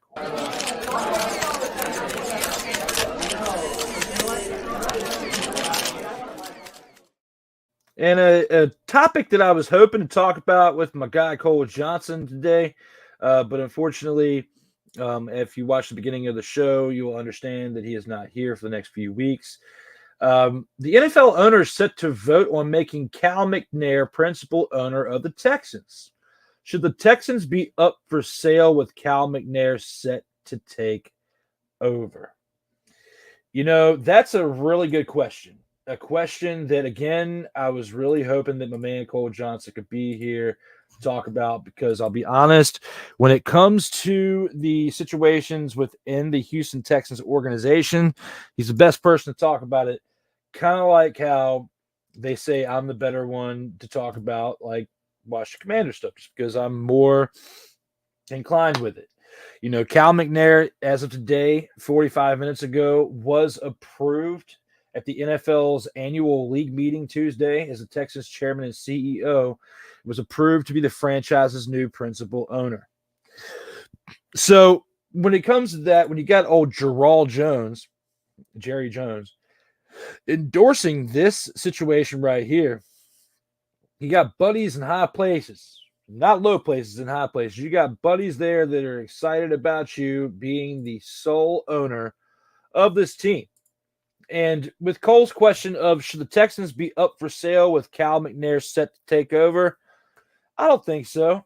You know, I think if he is a fan of the game and especially likes to see investments become bigger investments, and seeing what this 2023 Houston Texans team did, there's a good chance that he sticks around, in my opinion, because he wants to build this team up to be even more to be more of a cash cow, the best way I could put it at this moment, and make it to where he can get the most out of it if he does decide to sell it. Because if you sell it now and opposed to 2 to 5 years from now, it's going to be worth more money in 2 to 5 years. You get more of a capital return.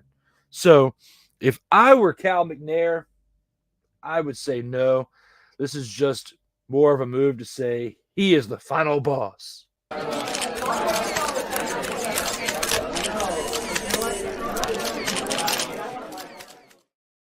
Up next, we have the Chiefs set to trade cornerback L'Jarius Sneed to the Titans. So when you look at what L'Jarius Sneed has done for this Kansas City Chiefs team, you know, being a part of this team This guy's only 27 years old. He was born in 1997, so I can trust him. If you've been watching our programming, you'll understand where exactly I'm going with that right there. L'Jarius Sneed, two-time Super Bowl champion, has been with the Kansas City Chiefs since 2020, arriving the year after they won their first one with Patrick Mahomes and Andy Reid together. Now as a two-time Super Bowl champion, winning the past back-to-backs. In his career, he has 303 total tackles, 40 pass deflections, and 10 interceptions. The rumor is that L'Jarius Sneed is looking, maybe not necessarily looking, but the fact that he is now newly acquired by the Titans. The question that Cole posed to me was, what type of trouble or what type of money was Sneed asking for the Chiefs to be willing to trade L'Jarius Sneed? Okay. He had to have been asking a good amount of money. And honestly, based on the way he played the past 2 seasons, he's deserving of a pay bump. I can't get mad at him. However, based on Cole's questioning right here, I think that he was probably asking a little bit too much outside the box, outside the norm of what somebody of his caliber should be getting paid, which is why he was getting traded to a team known for overpaying their players and getting lackluster results.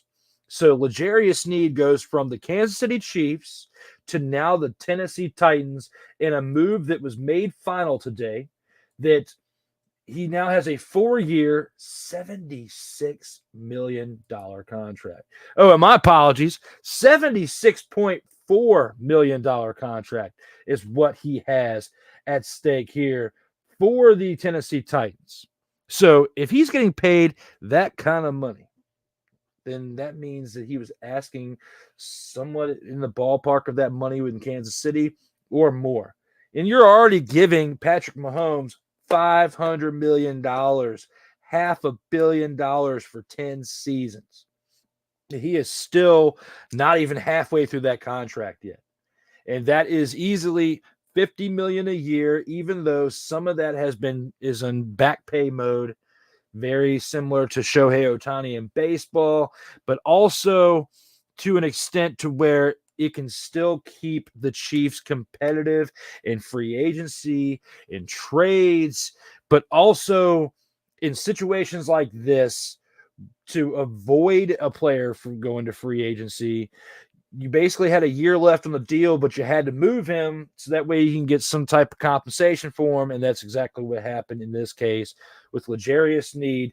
Good luck to you on a team that absolutely sucks, and you will watch your Kansas City Chiefs in a very similar way that Tyreek Hill has for the past couple seasons, winning championships without you.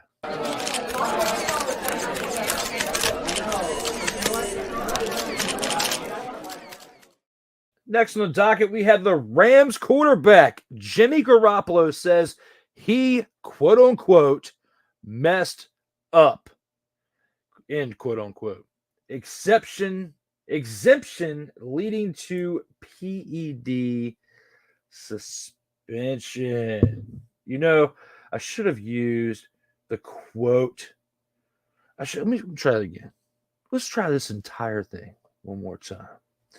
Jimmy G says that he, quote, messed up, close quote. I can't do it as good as Cole, but I'm trying over here. I'm trying. This is me by myself out here today. And I'm trying. It's tough, but I'm trying. Now, looking at this, what message does Garoppolo's impending suspension send to the NFL? Well, it should send more of a message to just the NFL, but to athletes, to fans, to literally everyone around the world. Don't take PEDs and still suck. In all seriousness now, you shouldn't be taking PEDs at all. and especially if you're an athlete. You know, you got steroids are supposed to be helping people recover from injuries and surgeries and this, that, and the other. Okay. It is not supposed to be used for a performance enhancing drug, even though it has been for decades, for probably since before they were even caught for them because they didn't have the testing for it. So you look at some of these players who were probably big time in the 60s and 70s that are inducted in the Hall of Fame. I guarantee you that whether it's the NFL or the Major League Baseball, whatever sport, there's a sport out there. There is one sport out there that has elected somebody to a Hall of Fame that has used PEDs and gotten away with it. Okay. I don't know who. We can speculate all day long, but what I will say here is when it comes to Jimmy G, it was an absolute stupid decision to take PEDs and still suck. I've never in my 37 years heard of anybody taking PEDs and getting worse. It is not a thing. It is not a thing that we are common to see. But apparently we saw it in 2023. So next up, we have how to catch and what to know about Netflix's new NFL series Receiver. What would you like to know about Davante Adams with this documentary?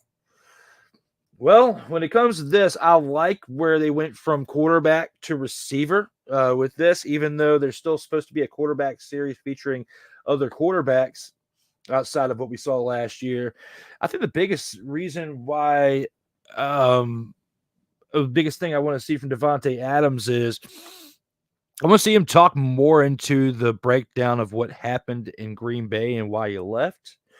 I want to see, the breakdown and what happened with Derek Carr and him and his connection with the Las Vegas Raiders and why it didn't work out. I want to see what his thoughts are on, losing Josh McDummy as the head coach last year. And then, having somewhat of a mediocre but somewhat successful year with the Raiders to end that 2023 season to the point to where they were able to, retain Antonio Pierce, even though there were some rumblings in the dark about some other coaching prospects that they were looking at this offseason. They made the right move because they screwed up years back when they let go of Rich Bisaccia after what he did, taking over for, John Gruden. This situation they got right by retaining Antonio Pierce.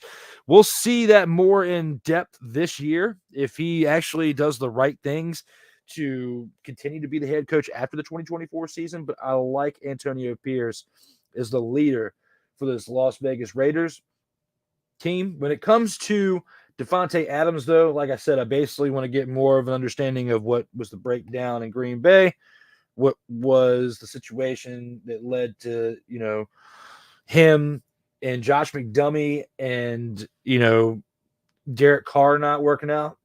And then after that, how he felt with everything that was going on last year with losing the head coach and then basically throwing stuff at the wall until it sticks to get to where they did last year, to get to the point to where they did and having somewhat of a relatively successful year.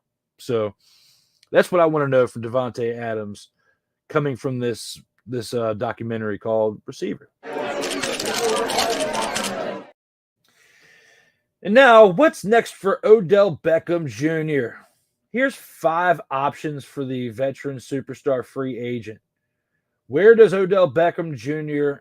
best fit? So I've thought about this a little bit more throughout the night, and Odell Beckham Jr. is not what he used to be with the Giants, of course. But he did give a spark to the Ravens last year in certain points to where he's not completely washed up, okay? But looking at the top 5 teams, I would say he's got a pretty good chance of making an impact too. You got to look at, again, even though he's been there, you got to look at the New York Giants. Even though, he left the way he did, and he's been kind of a diva throughout his NFL career. The Giants need help at wide receiver. They really, really, really need help at wide receiver. If Odell Beckham Jr. goes back there, it would be a major upgrade for them. And that's only one of 5 teams that I have in mind of somewhere that Odell Beckham Jr. could go back and actually make an impact and not be a wide receiver 2 or wide receiver 3, like a slot receiver. I don't think he's good enough to be the star wide receiver that he was years ago when he was with the Giants, but he could still be a number 1, just not to the caliber of what he was back then. Because again, he's had some injuries and just, bad luck catch up to him. I just don't think that, he's going to be the star-studded player that he was. But yes, a reunion in the Big Apple. The Giants have a needed wide receiver, like I said, and could use a spark on the offense after the departure of running back Saquon Barkley. Okay. Then you got to look at the fact that in 2016 in a Giants uniform, Beckham became the fastest player in NFL history to reach both 200 career receptions and 4,000 career receiving yards. I mean, that's a feat that's tough to achieve, but you got to give the man credit where it's due. Maybe he wants to end his career in a Giants uniform. The Giants won't be receiving the 2014 NFL Offensive Rookie of the Year and 3-time Pro Bowl version of Beckham again. However, Beckham would bring a little excitement to a dull offense and some nostalgia to the Giants fan base. The Giants haven't had a 1,000-yard receiver in a season since Beckham left after the 2018 season. That is, without a shadow of doubt, a 5-year drought of watching dumpster Pelican receivers play for the Giants. They are the number 3 dumpster Pelican in the wide receiving core that, even though I'm going to play it one more time, you understand the one standing on top of that Walmart bag over to the left-hand side, that's the dumpster Pelican version of the Giants that you have been watching for the past 5 seasons. Now, the next best place I would say for Odell Beckham Jr. to go besides the Giants would be the Steelers. The Steelers lost out on Mike Williams, and they could pivot to Beckham. Beckham doesn't have the big catch radius or downfield ability of Williams, but he does have reliable hands and would bring the veteran experience to a rather young, very, very young Pittsburgh Steeler receiving core. I mean, look at just that in itself. I mean, you can't get upset at that. New Steelers quarterback Russell Wilson thrives during the off-script plays, and Wilson's style would benefit him. Looking at all of this, Wilson's style absolutely would benefit Beckham at this point of his career. Beckham knows how to get open, especially when plays break down. Beckham would be a good complement to the Steelers' top receiver, George Pickens. You have a 1A and a 1B. Or, he's past his prime maybe a little bit. We'll give him a 2. Okay.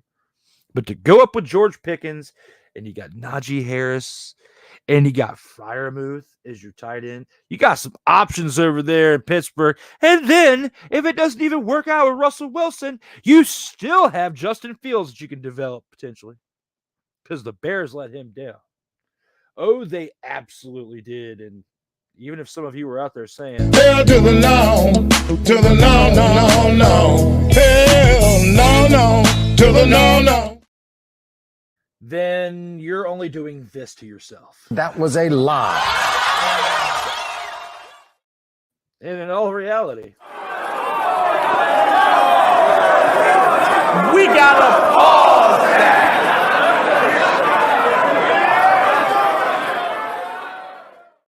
Absolutely. So now, that's only 2 of 3 places where Odell Beckham Jr. could go. I would say the third option would be Kansas City Chiefs. The Kansas City Chiefs would be a good option for Odell Beckham Jr. for a variety of reasons. As a member of the Chiefs, Beckham would be able to play loose and free with very little pressure. Patrick Mahomes' top targets are tight end Travis Kelce, wide receiver Rashee Rice, and likely newly acquired wideout Marquise Brown, old Hollywood Brown. Beckham might be the fourth passing catch option in Kansas City, but Mahomes picked teams apart with short and intermediate passes on the way to a third Super Bowl title last season. Beckham is the best running short and immediate routes. That's his best game right there, is running those short and immediate routes. Excuse me. So looking at that, you have to say he would fit in pretty well over there in Kansas City. So far, 3 out of the 5 spots that I have him potentially going to are the New York Giants, the Pittsburgh Steelers, and the Kansas City Chiefs.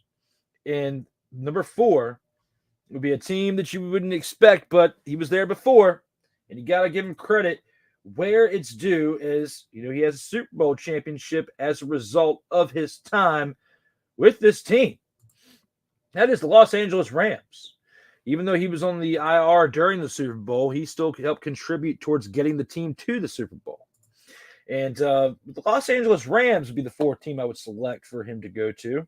In 2021 with the Rams, Beckham had some vintage moments during the team's Super Bowl run. He produced 21 catches, 288 yards, and 2 touchdowns in 4 postseason games with the Rams. He had the first touchdown in Super Bowl 56 and was on his way to a big game until a devastating knee injury that happened during the game. Rams coach Sean McVay always spoke fondly of Beckham, and the door could be open for him to return to Los Angeles as a third receiving option behind Amari Cooper. Well, not Amari Cooper because he didn't play with him anymore. The third receiving option behind Cooper Kupp and Puka Nacua, because Puka Nacua definitely broke out in this past season, and I look at him to potentially break out even more as the time unravels. And, that's only 4 teams. There's a 5th team that could potentially pick him up, and a team that is definitely very explosive on offense. Beckham reportedly visited the Dolphins last Thursday, so there's interest on both sides. Miami is led by speedsters Tyreek Hill and Jalen Waddle on the outside, but they don't have a reliable receiver who runs underneath routes. That could be Beckham's potential role as the Dolphins' third wideout. Hill had 119 catches and Waddle caught 72 in 2023. Miami's third leading wide receiver is Braxton Berrios, who had just 27 catches. And you know as much as I know that he would be a major upgrade, Odell Beckham would, over Braxton Berrios. There's not trying to say he's a slouch or anything, but that's just how I feel when it comes to the receiving options over there in Miami. So now that we've gone through that one right there, we got one more topic before we head to our last commercial break of the show, and that is Larry David says he asked Dwayne "The Rock" Johnson to remove goalposts from the UFL. And the question posed to me is, how should the UFL respond to Larry David's request? I think that The Rock should pop up in front of his face and tell him this: you should know your role and shut your mouth. But he should start it off first with, let me talk to you. Larry David, you want to come to The Rock's face and tell The Rock that he should remove the goalpost from the UFL. You should know your role and shut your mouth. You really think that I'm just going to waltz out onto my field and delete the goalpost? I mean, come on now. Damn! I can see it now.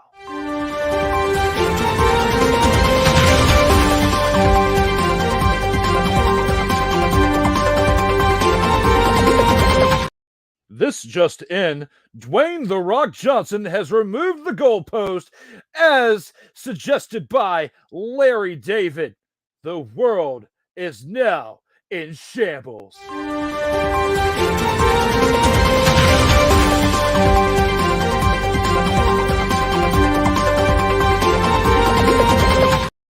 what do you think would happen if that news telecast provided that insight? Do you think that The Rock would follow that up with, Acknowledge me. do you think that people would say, Now, that is absurd. or do you flat out think that Ain't nobody care. Who? Who cares? Ain't nobody care.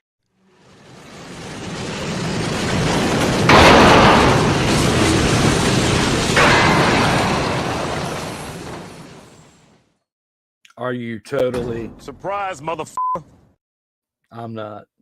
But when it comes to this topic right here, Larry David suggesting to remove the goalpost, I said this What?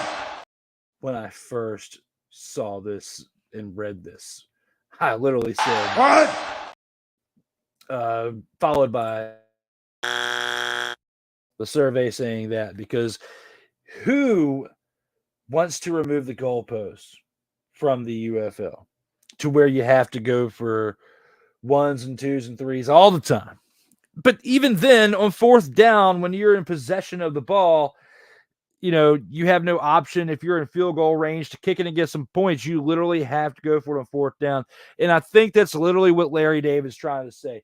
He wants to see more of going for it on fourth down, because we're seeing it in the NFL more, especially if you're covering the Detroit Lions or a fan of the Detroit Lions. You're seeing a lot of that team going for two.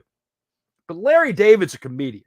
Larry David, in the past 10 years, is known more for playing Anthony Fauci on Saturday Night Live than actually doing anything relative with his career. You can't handle the truth. Especially when it comes to professional sports. What does Larry David have to do with any decisions made within professional football? Oh, my brother, testify. If you're looking for shade on Larry David, then You got the right one, baby. and if you like the man and you're throwing a fit right now, You can't handle the truth. had a little lazy finger for a second. Took a little second for that little thing to come on out. Took a little second, and I was totally Surprise, motherfucker. when it happened. But now we're back, okay? We told Larry David to know his role and shut his mouth. But to me, as wholesome of the game of football as it is, if you take away the goalpost, I think your ratings will take a major.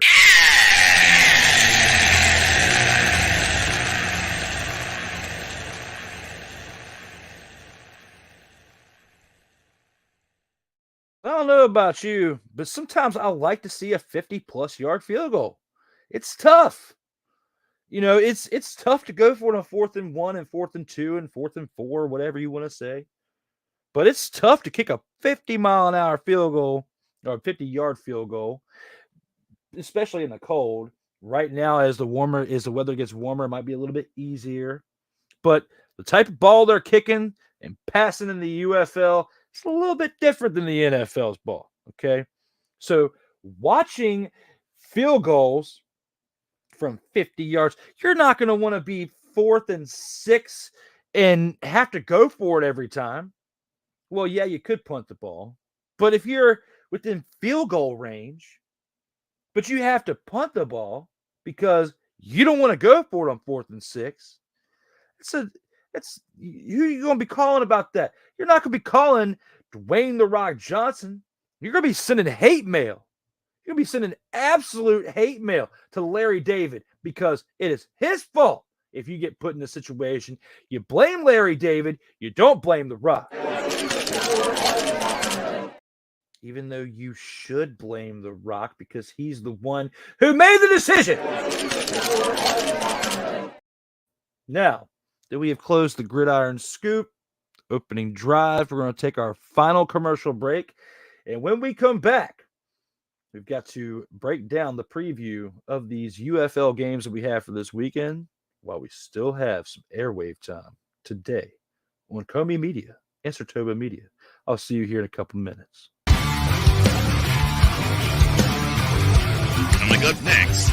featured attractions. This is Total Football Talk. Comey Media Incorporated, creating content magic in the real world. Little right here. Look at the inside of these cakes. Now, when you bite into it, just as I demonstrated while you were talking at the beginning of your discussion right there, I could taste the drugs inside of this cake, Sick. I could taste the addiction within the cream filling of this cake right here, to where they not only us with that cake right there, but they made an ice cream out of it. They made an ice cream out of it. A 1-pint Christmas tree cake ice cream. Look at that little just smile up there. Look, she is up to no good on there. Look at that. Look at that smile on there, Sick. She knows that she got you. Got him is what's in her mind right now. Acknowledge me. Look at that little smile right there. She's up to no good. D. Willie in the evening. Thursdays at 11:15 p.m. Eastern, 10:15 p.m. Central. Exclusively on Sertoba Media, where the struggle is real to be awesome. Hey, ladies and gentlemen. Hey, look. Hey, stop playing games. Y'all already know. Go ahead and toss him some Willie Bucks. Ain't nobody playing around. Hey, $ D Willie 87. Go ahead and hit him up on the Cash App and go ahead and give him some Willie Bucks. Look at Drew looking stoic, ladies and gentlemen. Stoic on that $10 bill. So go ahead, slide my man over some Willie Bucks, and we good. That's all I'm saying. We good. How some Willie Bucks? Sertoba Media, where the struggle is real to be awesome. If you're looking for a sports program that gives you the flavor. Washington Commanders? Really? This whole thing stinks to high heaven. That pulls no punches. Thuggish act by a thuggish actor.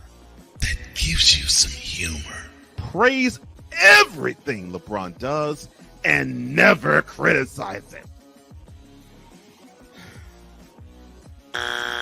If you want a show that gives you good times, then this is that show. BS3 Network proudly presents. I am Cole Johnson, and welcome to Cole Sports with a Z. Every Friday on Patreon, and every Saturday on YouTube, Spreaker, and all other outlets.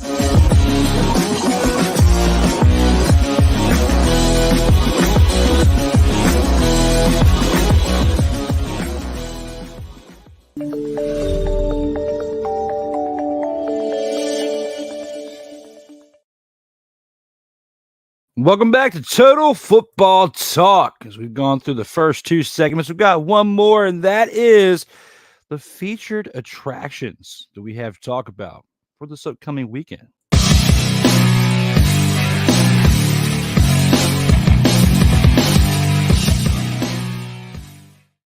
And with the games that we have for week 1 of the UFL season, we've got 4 games that we got to talk about. There's 2 on Saturday and 2 on Sunday.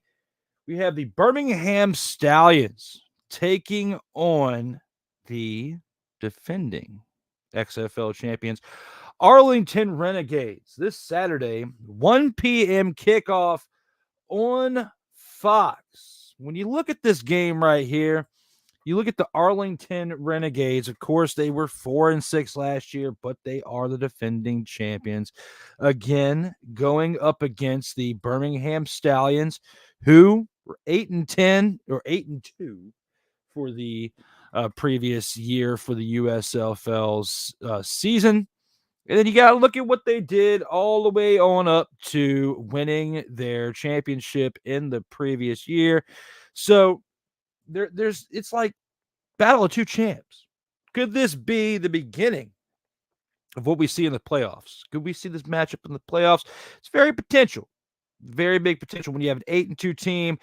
Depending on if the Arlington Renegades can step things up in this matchup, I think that I think they have a really good chance. I mean, the Birmingham Stallions can step things up because, again, USFL to XFL competition, it's kind of like a checks and balances. It's a little bit better on one team than on the other. And I think the Birmingham Stallions, based on what they did in the USFL and how the Arlington Renegades kind of squeaked in there with that 4-6 record, we could see a game that could go to the away side this upcoming Saturday. We could see a potential Birmingham Stallions upset over the Arlington Renegades on the road. And I'm saying upset because there are people out there who are looking more into the fact that Arlington Renegades were the XFL champions last year and how they think that team is automatically going to win at home this Saturday. Not saying that it's not going to happen. The Arlington Renegades can win at home. I mean, they do have a pretty good team, overall, that, again, won the championship last year. They've got a stupendous head coach in Bob Stoops is what I meant to say. But yes, I'm in WrestleMania mode because, again, last year was the most stupendous WrestleMania of all time. And now we have the stupendous Bob Stoops coaching again for the Arlington Renegades, second year in a row. We've already talked about how decorated that man's career was because we talked about it earlier in the show.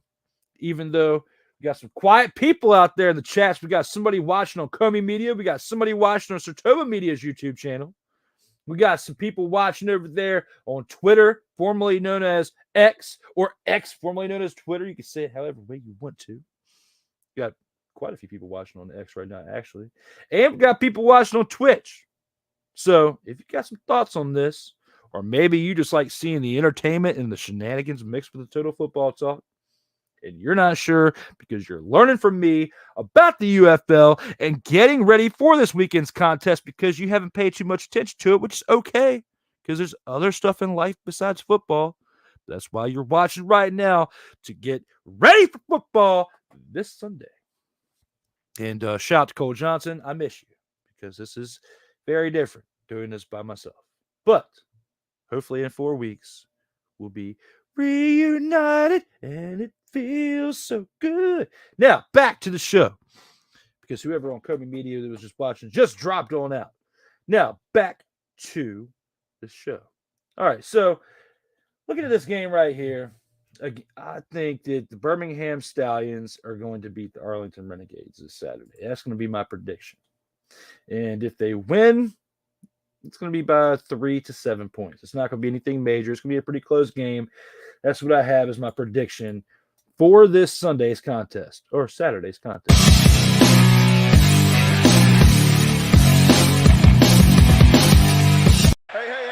Who's giving them the business? That's what I meant to click. So the next game that we have to cover on Saturday is the one that follows this. Is the 4:00 p.m. kickoff. The St. Louis Battlehawks take on the Michigan Panthers. The Michigan Panthers, pretty lackluster last year with the way they performed, 4-6. St. Louis Battlehawks, you could say the way that they started and the way they ended the year was kind of lackluster in comparison to the way that they started the year. But they've retained a lot of good people that they had from the previous team. They've also got A.J. McCarron back, who was leading the XFL in 3 different categories in passing last year. Excuse me. So, looking at this as a whole, I think that the St. Louis Battlehawks are going to win this game this Saturday. It is not going to be as close as the game before that. I think that they will win by at least 10 points. It could be a double-digit victory right here for the St. Louis Battlehawks. I could absolutely be incorrect because they could have probably brought in some other pieces. It will display, similar talents to what they had for the Battlehawks last year, but on the Michigan Panther side. But I'm not seeing it. I am not hype about it. I'm not going to put too much energy into saying otherwise. I think the St. Louis Battlehawks win this game by 10, and I will not be surprised if they win by more. Who's giving them the business? Now, moving to Sunday afternoon, the noon kickoff on ESPN, as the previous 2 games on Saturday will be showcased on Fox. The DC Defenders take on the San Antonio Brahmas in San Antonio. For this game right here, considering that the DC Defenders have retained their coaches, They've retained Reggie Barlow. They got Greg Williams back with 3 Gs on defense as their defensive coordinator. I think we got a really good shot at doing something pretty special over there in DC land and seeing something that could be something pretty special over there in DC, where they didn't get it done last year, but they have a potential to get it done this year in the newly formed UFL league coming out of the XFL division. This game is going to be a good game to watch on ESPN as far as what you're going to get from the DC Defenders. I think that the San Antonio Brahmas are going to be a little competitive as well because they've switched some things up over there. They've got, new head coach. They got some new talent over there. They have not been quiet when it came to the dispersal draft and making some moves this past offseason, especially with the top of the chain in coaching. So looking at what they have over there in San Antonio is a much better situation than what they had last year with leadership all the way on down the line to players. So I think that this game, even though I want the DC Defenders to win by a lot of points, I think it's going to be a little bit closer than anticipated. So I'm going to go with the DC Defenders winning by 7, but I can see it being less. I can also see the potential for the San Antonio Brahmas to win the game too, but I'm not going to go that far. I don't want to go against the DC Defenders after having a 9-1 record last year and doing what they did as impressive as they were over there in DC. I think I'm going to stick with the DC Defenders beating the Brahmas, but I like how the Brahmas have improved over this offseason. And I think that, again, it's going to be by about 7 points victory is going to be my guess over there for the DC Defenders. Hey, who's giving them the business? And now we are at the final game of the weekend, but also on the same day as the other game I just talked about. It will be on Sunday. It will be a 3 p.m. kickoff on ESPN as another game that's in Texas. The Houston Renegades will be hosting this game as the Memphis Showboats come to town for the first time in the UFL. The Memphis Showboats will be taking on the Houston Renegades. Oh, Cole had a typo on that. My bad, Cole. I'm going to call you out, but the Houston Roughnecks is what it is. So, yeah, the Houston Roughnecks on there is the team that they are going to be hosting in Houston. The Houston Roughnecks are, and they're going to be hosting the Memphis Showboats. Now, looking at what this team did, the Memphis Showboats did last year, they were 5-5 and last in the South Division of the USFL. Now, the Houston Roughnecks, they were 7-3 in the South, but you got to keep in mind the majority of their team was retained from the Houston Gamblers over there in the South Division of the USFL. So they are not the exact team that they once were in that time frame. So looking at everything as a whole, if I were to break down both teams right here between the Memphis Showboats and the formerly known as now the Houston Roughnecks, but, before looking at what they did as the Houston Gamblers, I would have to say that the team that has the best start to the game is going to win this game. And it's tough for me to determine that now on a Tuesday before this game even gets here to Sunday. It's 5 days away. It's also tough when the XFL or UFL is very different in their preparation for their season than in the NFL or even in the CFL, where you would see, scrimmages or preseason games for like the NFL. Okay. We don't get a lot of televised stuff like that with the XFL and the USFL. It's basically, we got to go off of last year's stuff in addition to what additions they've made during the offseason via trade, via free agency, via draft. Okay. And based on what I have seen in this past offseason, when it comes to these two teams right here, this was the toughest game for me to predict out of all 4 games this weekend because there is not enough tape on film. There's not enough tape involved when it comes to watching these two teams and prepping, especially when it comes to offseason stuff. So overall, I'm going to take a wild guess with this game right here. I am not even going to sugarcoat it. But the Houston Roughnecks in this game, I think we're going to get this home win on Sunday, 3:00 against the Memphis Showboats. I am not in the position to give you an actual score on this one just because haven't had enough opportunity to dig on it, and two, this is my best answer I can really give you on that one. Who's giving them the business? With that being said, let's go ahead and take this into the post game and get ready to roll on out of here.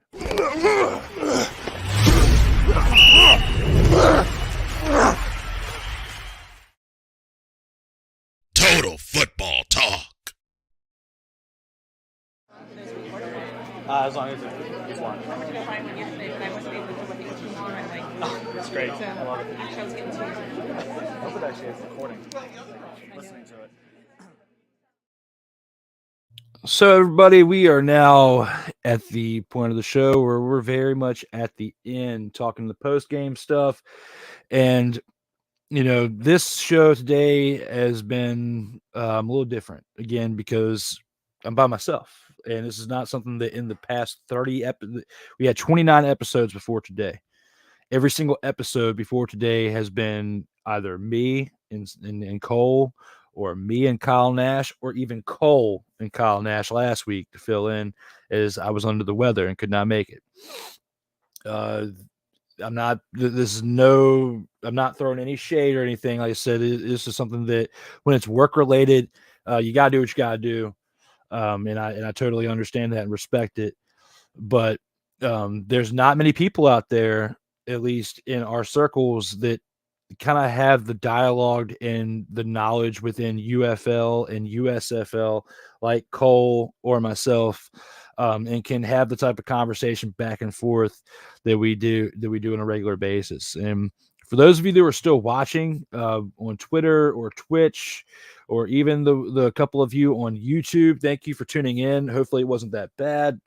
Hopefully I did the best I could by myself. This is the longest I have ever been doing a podcast by myself at one time. Like, done like an hour and a half ones, but this one to push almost 2.5 hours was a huge challenge today. I'm not gonna lie, I was not comfortable with it. I didn't even want to do it, to be honest with you. But I think that brought something pretty good out of it. It wasn't terrible, but I missed Cole today. Next week, there are some people out there that I do know that can keep up with us on the UFL and USFL and XFL and all this other stuff. But because of the short notice from yesterday afternoon trying to find somebody, I was unsuccessful with finding somebody to fill in and take my place, as I'm kind of filling in for Cole for the next 4 weeks, as we have 3 more episodes after today to get through until Cole comes back from his basically work trip. We'll just call it that. He's on a work trip right now where basically the hours that he's working are conflicting with what we had planned for this and his other projects. So I think if I'm right, if I'm thinking about this right, I think you can still see him tonight at 8:00 p.m. Eastern time with this Queen and 3 King podcast show. He's got a pretty special announcement. I'm not too sure the effects of what is going on right now, how that will affect with that. But what I can say is, according to him yesterday, is we should see him back in 30 days. So to me, that says that I get through 3 more episodes and I got my dude back. So I miss you, Cole. Thank you again for everything you've done for the slate for today. And I'll take care of it for the next few weeks and the show itself. And hopefully we can get some more people on back in here in the comments, because the faithful TFT tribe, I will take the hit for that today, as I pushed the show back 2.5 hours to start at 11:30 because I figured if I was going to do this by myself, I might as well do it at a comfortable time and get a little bit of extra Z's out here, when I was in my bed earlier this morning. So that's why we started a little bit later today, just for the best. And to be able to go this long and say the things that I was able to say by myself, I think that it was warranted. So other than that, guys, greatly appreciate you tuning in. And when it comes to finding myself and Cole on the interwebs, you can find Cole right here at flowcode.com/page/host Cole Johnson, which I definitely still need to get on that. But if you want to find me, you can find me here at Cash App /$D Willie, the Instagram, Sertoba_media, Sertoba_media for Twitter. Facebook, there's a lot of code stuff out there, but you can still find me by searching Drew Willingham, along with the other platforms that were mentioned on that show. Now, again, today we started at 11:30, just because of me going by myself. But next week, we should be back to normal time, if not maybe just a tad after, as I do have at least one planned guest to join me next week. There might be a couple different guests here next week, and a rotation of them for the next 2 to 3 weeks, with the potential of me having to do maybe one more episode by myself. But we'll have actual XFL action in that moment. There will be plenty more things to talk about. Today's episode was very challenging, not only with having to do it solo, but mainly because we don't have any actual football action to cover yet, which next week's episode we will, because we got games this weekend. My predictions can be totally wrong when it comes to what I just predicted for this upcoming weekend, and I am totally fine with that. If I'm wrong, I'm wrong. That's how it is. You're a person, I'm a person. Well, at least I hope so. I hope you're not like an alien or a robot or something. But you watching this, you make mistakes. I made mistakes. It's part about being human. If I make them, if my only mistakes today are a prediction wrong here or there, and everything else goes okay, I'm cool with that. And speaking of which, it's 2:00 in the afternoon, and your boy works a mid shift. I got to get on down the road here soon and get to work. So I only got one more thing left to tell you. And that is, as always, please, without a shadow of a doubt, do whatever you can to stay safe out here in these streets.